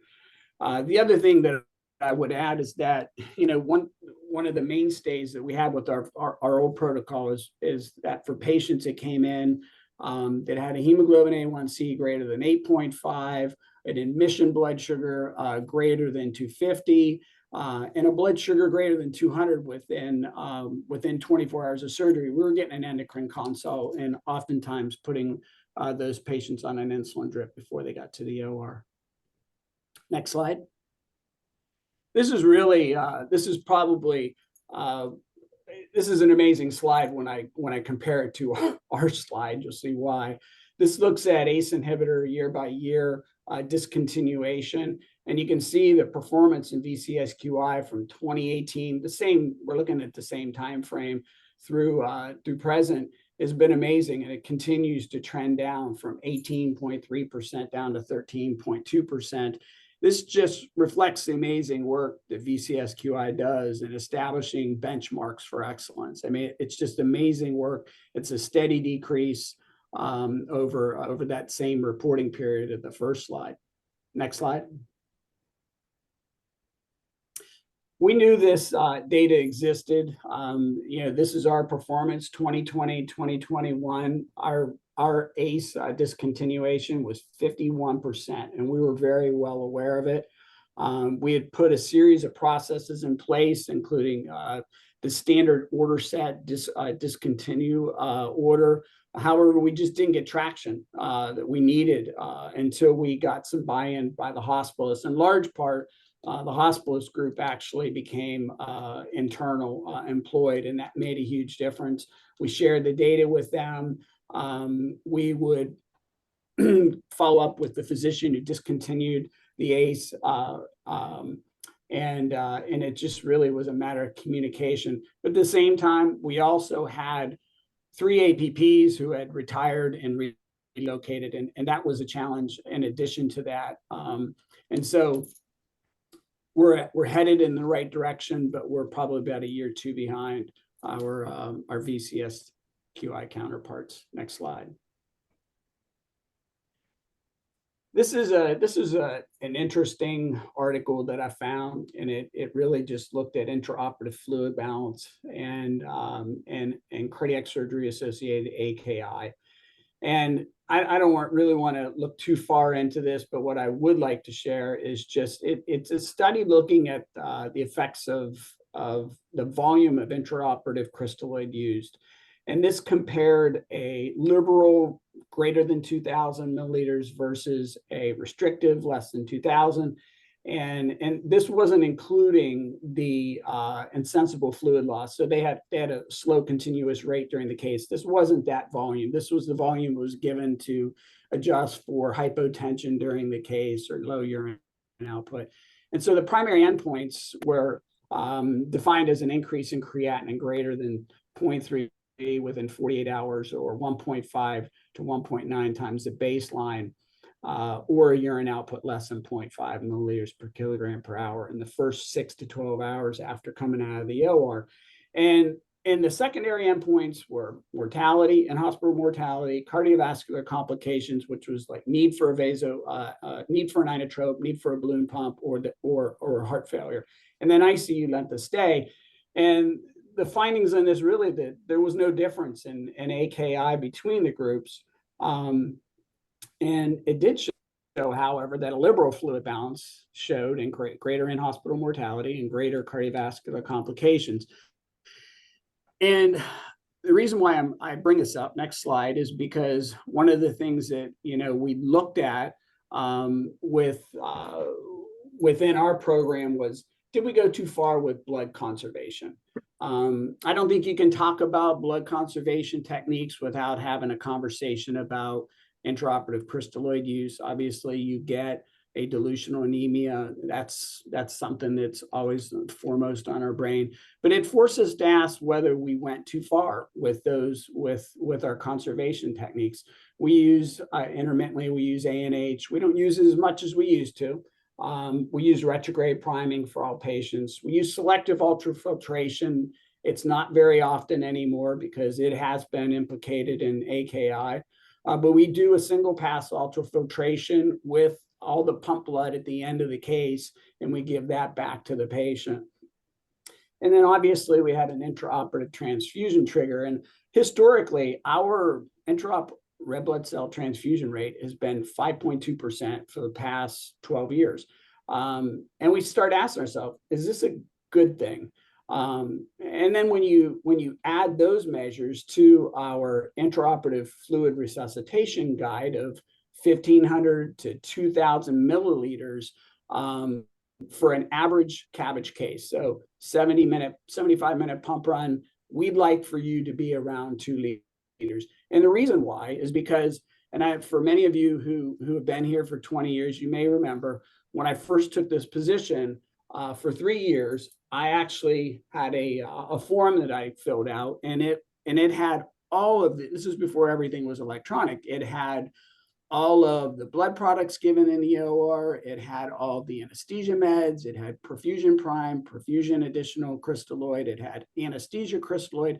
It had a ton of data on it. And I tracked it, and I found that that there was such a wide disparity between what perfusionists and CRNAs and anesthesiologists were given, especially anesthesia. One patient may get 3,500, another CRNA was only given 750. And so we try to get people to come to the middle.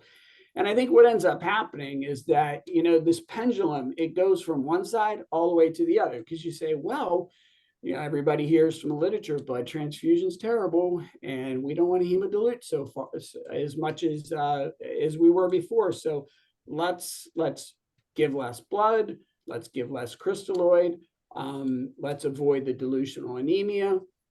And I think really what ended up happening is some of our patients really got too dry.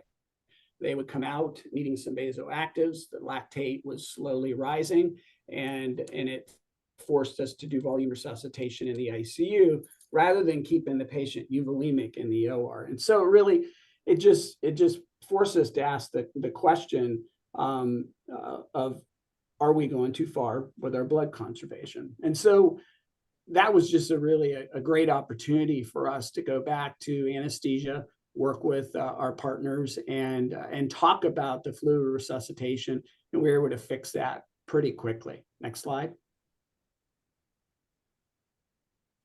These two studies don't really want to spend too much time looking and discussing these, but both of them, they demonstrated a link between pre-op anemia, intraoperative hemoglobin, and AKI. And my guess is that from a perfusion perspective, its impact on delivered oxygen is a consideration that we didn't really understand until DO2I was introduced. Next slide.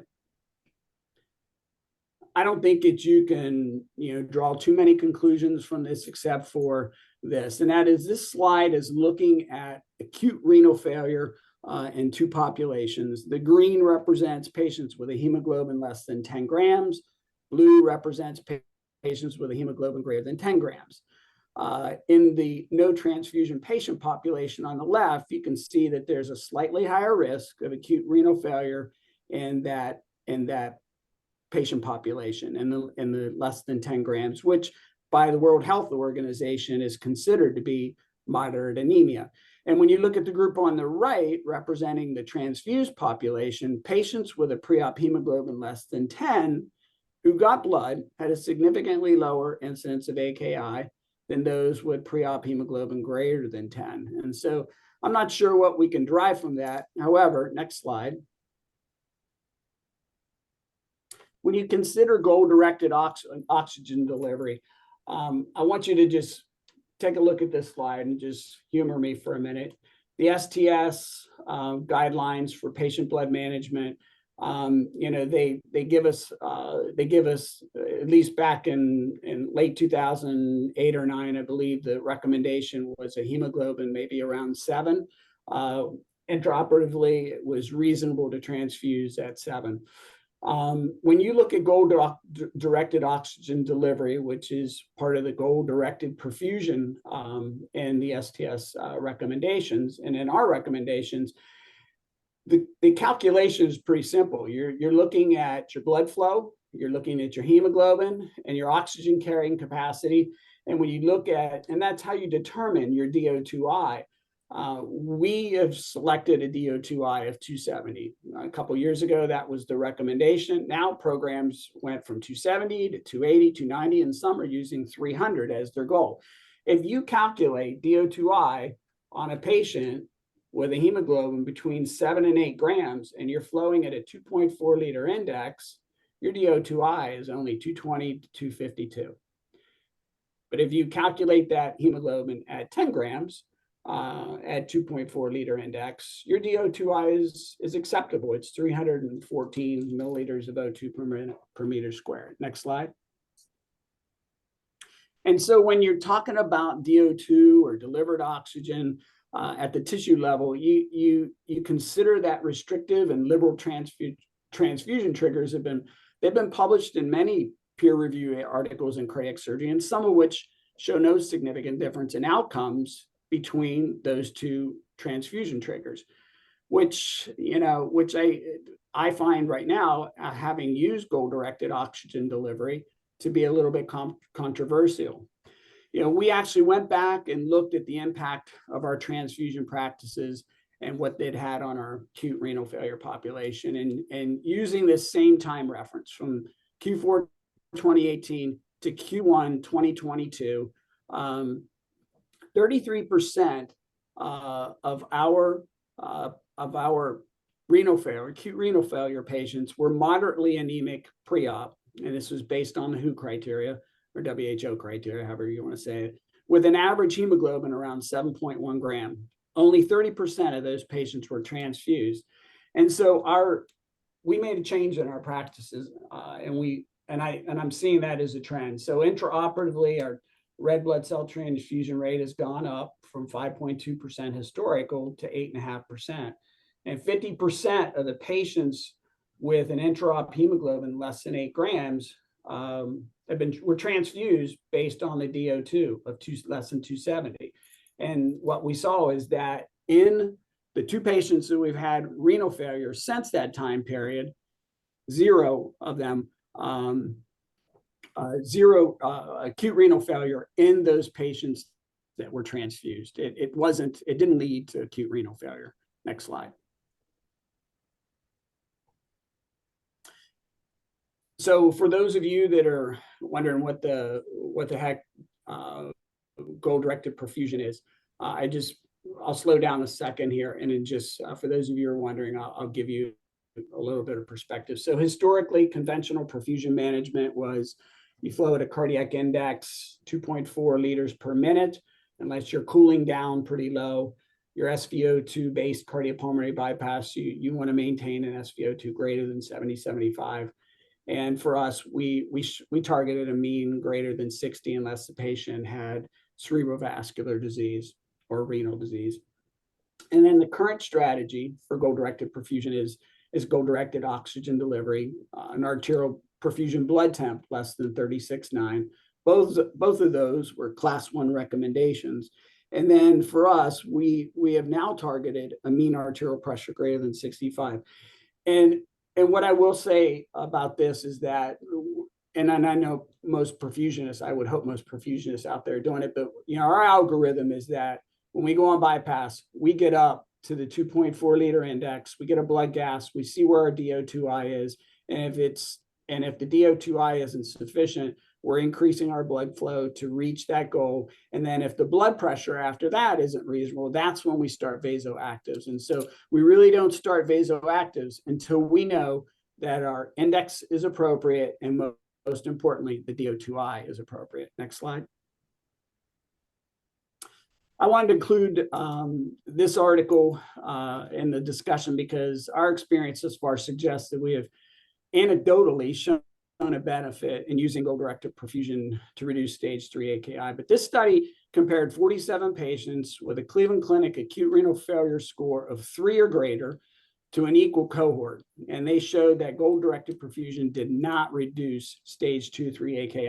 And in fact, patients actually did worse and mortality, acute renal failure, ICU readmission, and red blood cell transfusion. Next slide.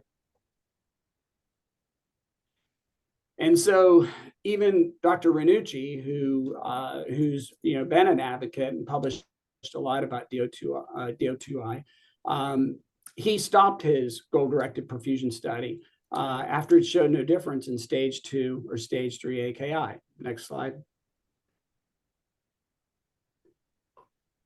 I went back and and this is, believe me, I'm not suggesting that there's a statistical package that I've used to draw my conclusions, but these are just some raw numbers I want to share. So I went back 2020 to 2021 because I didn't want to go back that far because it's a hell of a lot of data. But we had 422 patients who were assessed. These are isolated CABG for AKI risk using the Cleveland Clinic scoring method.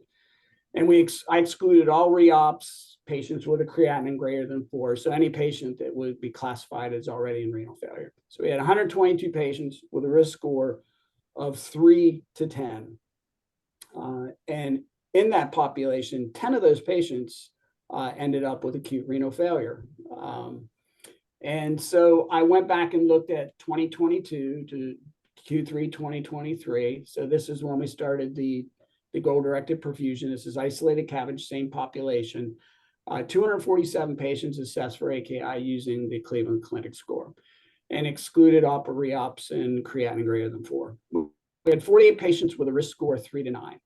The mean was 4.1. We had 0 patients in that group that had acute renal failure. And many of those, we had more high-risk patients in this population than we did in the previous population. Not sure why. But we had probably, I believe we had 8 or 9 patients that had a score of 8 to 9, which meant that they had a risk of getting acute renal failure greater than 10%, I believe. Next slide. And so the intent there really is not to draw too many conclusions, but I do think for us it was worth thinking, are we moving in the right direction? So we officially began tracking goal-directed perfusion in 2022, and I share our performance with the perfusion team every month. We discuss our strategies, opportunities for us to improve. It's not used punitively. It's just used as an opportunity to learn from each other. I work with 3 perfusionists who have cumulative about 110 years of experience and plus mine. And so you can see, we've seen considerable improvement in the key areas of DO2I, blood temp management, and blood pressure control. So DO2I is a learning curve. You can't expect to achieve your goals unless you make some preemptive changes. And one of those things is to make sure that you've got appropriate venous drainage and you've got an arterial line that'll support a higher flow than you may have been accustomed to in the past. And so we have a protocol for our arterial venous cannula selection.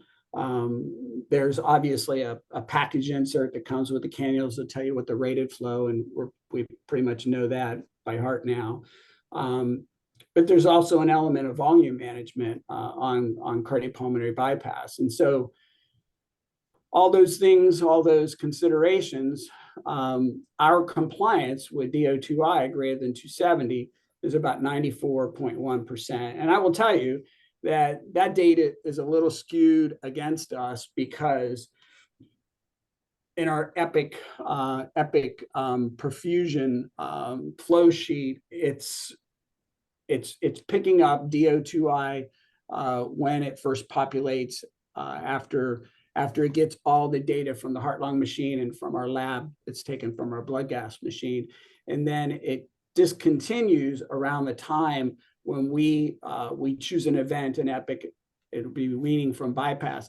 If you don't choose it at the right time, when you go to half flow on bypass to wean off, your DO2I plummets to about half of what it would be. And so I suspect that our DO2I compliance greater than 270 is probably closer to 96, 97%. The other thing is, this was low-hanging fruit, is just looking at your perfusion blood temperature.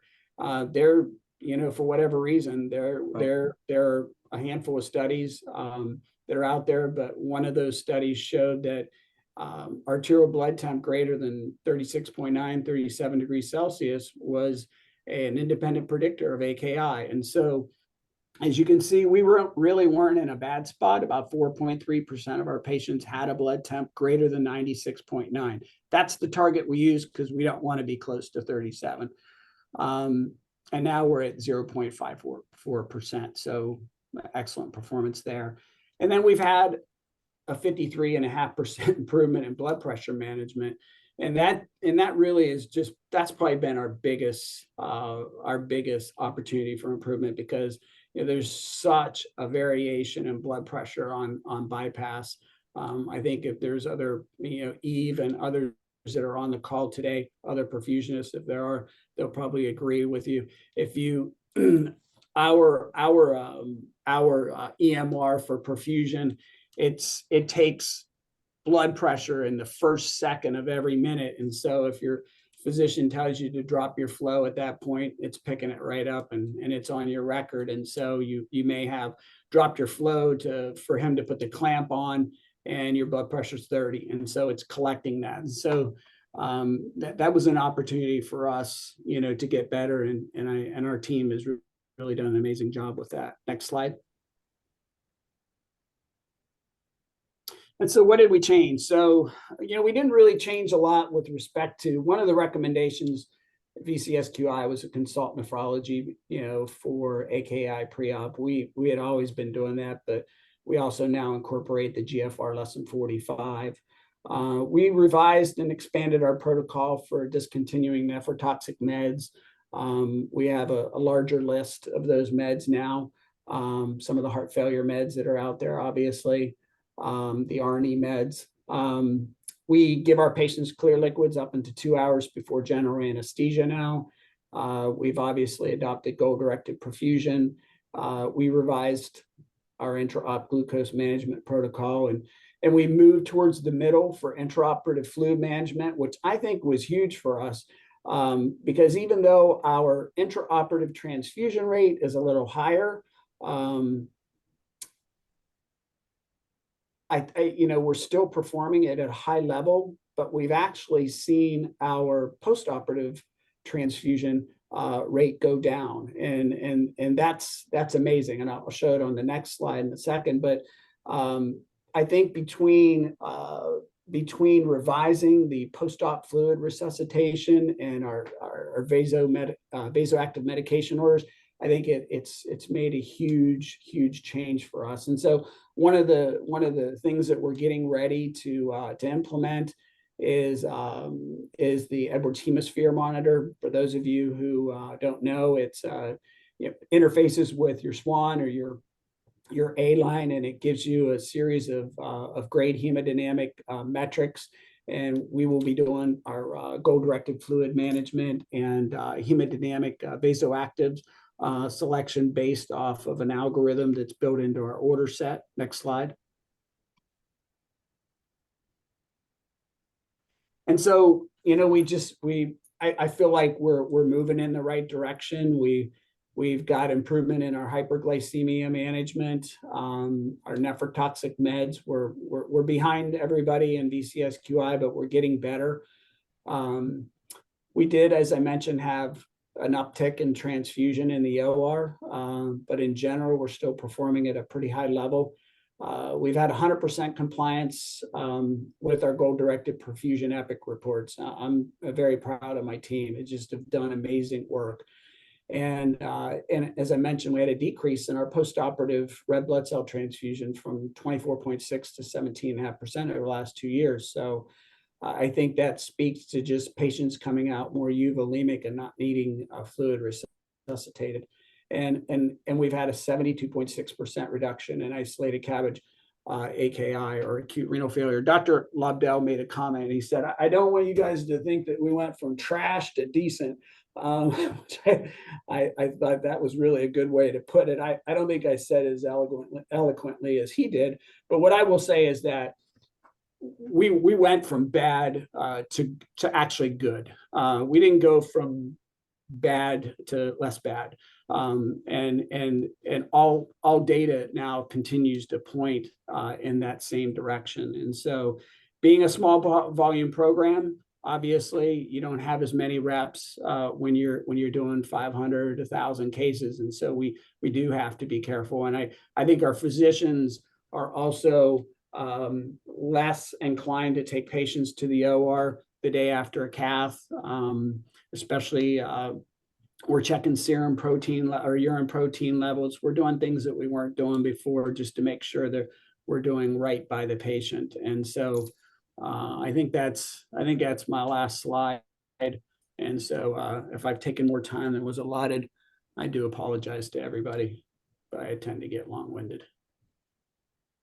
Thank you guys for the opportunity to present, though.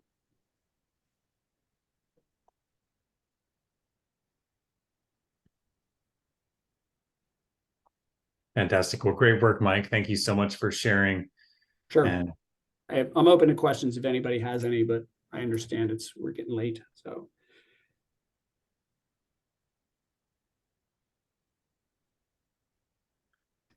very good. Well, if there are questions you all would like to share offline, please feel free to email, send those in via our website or otherwise.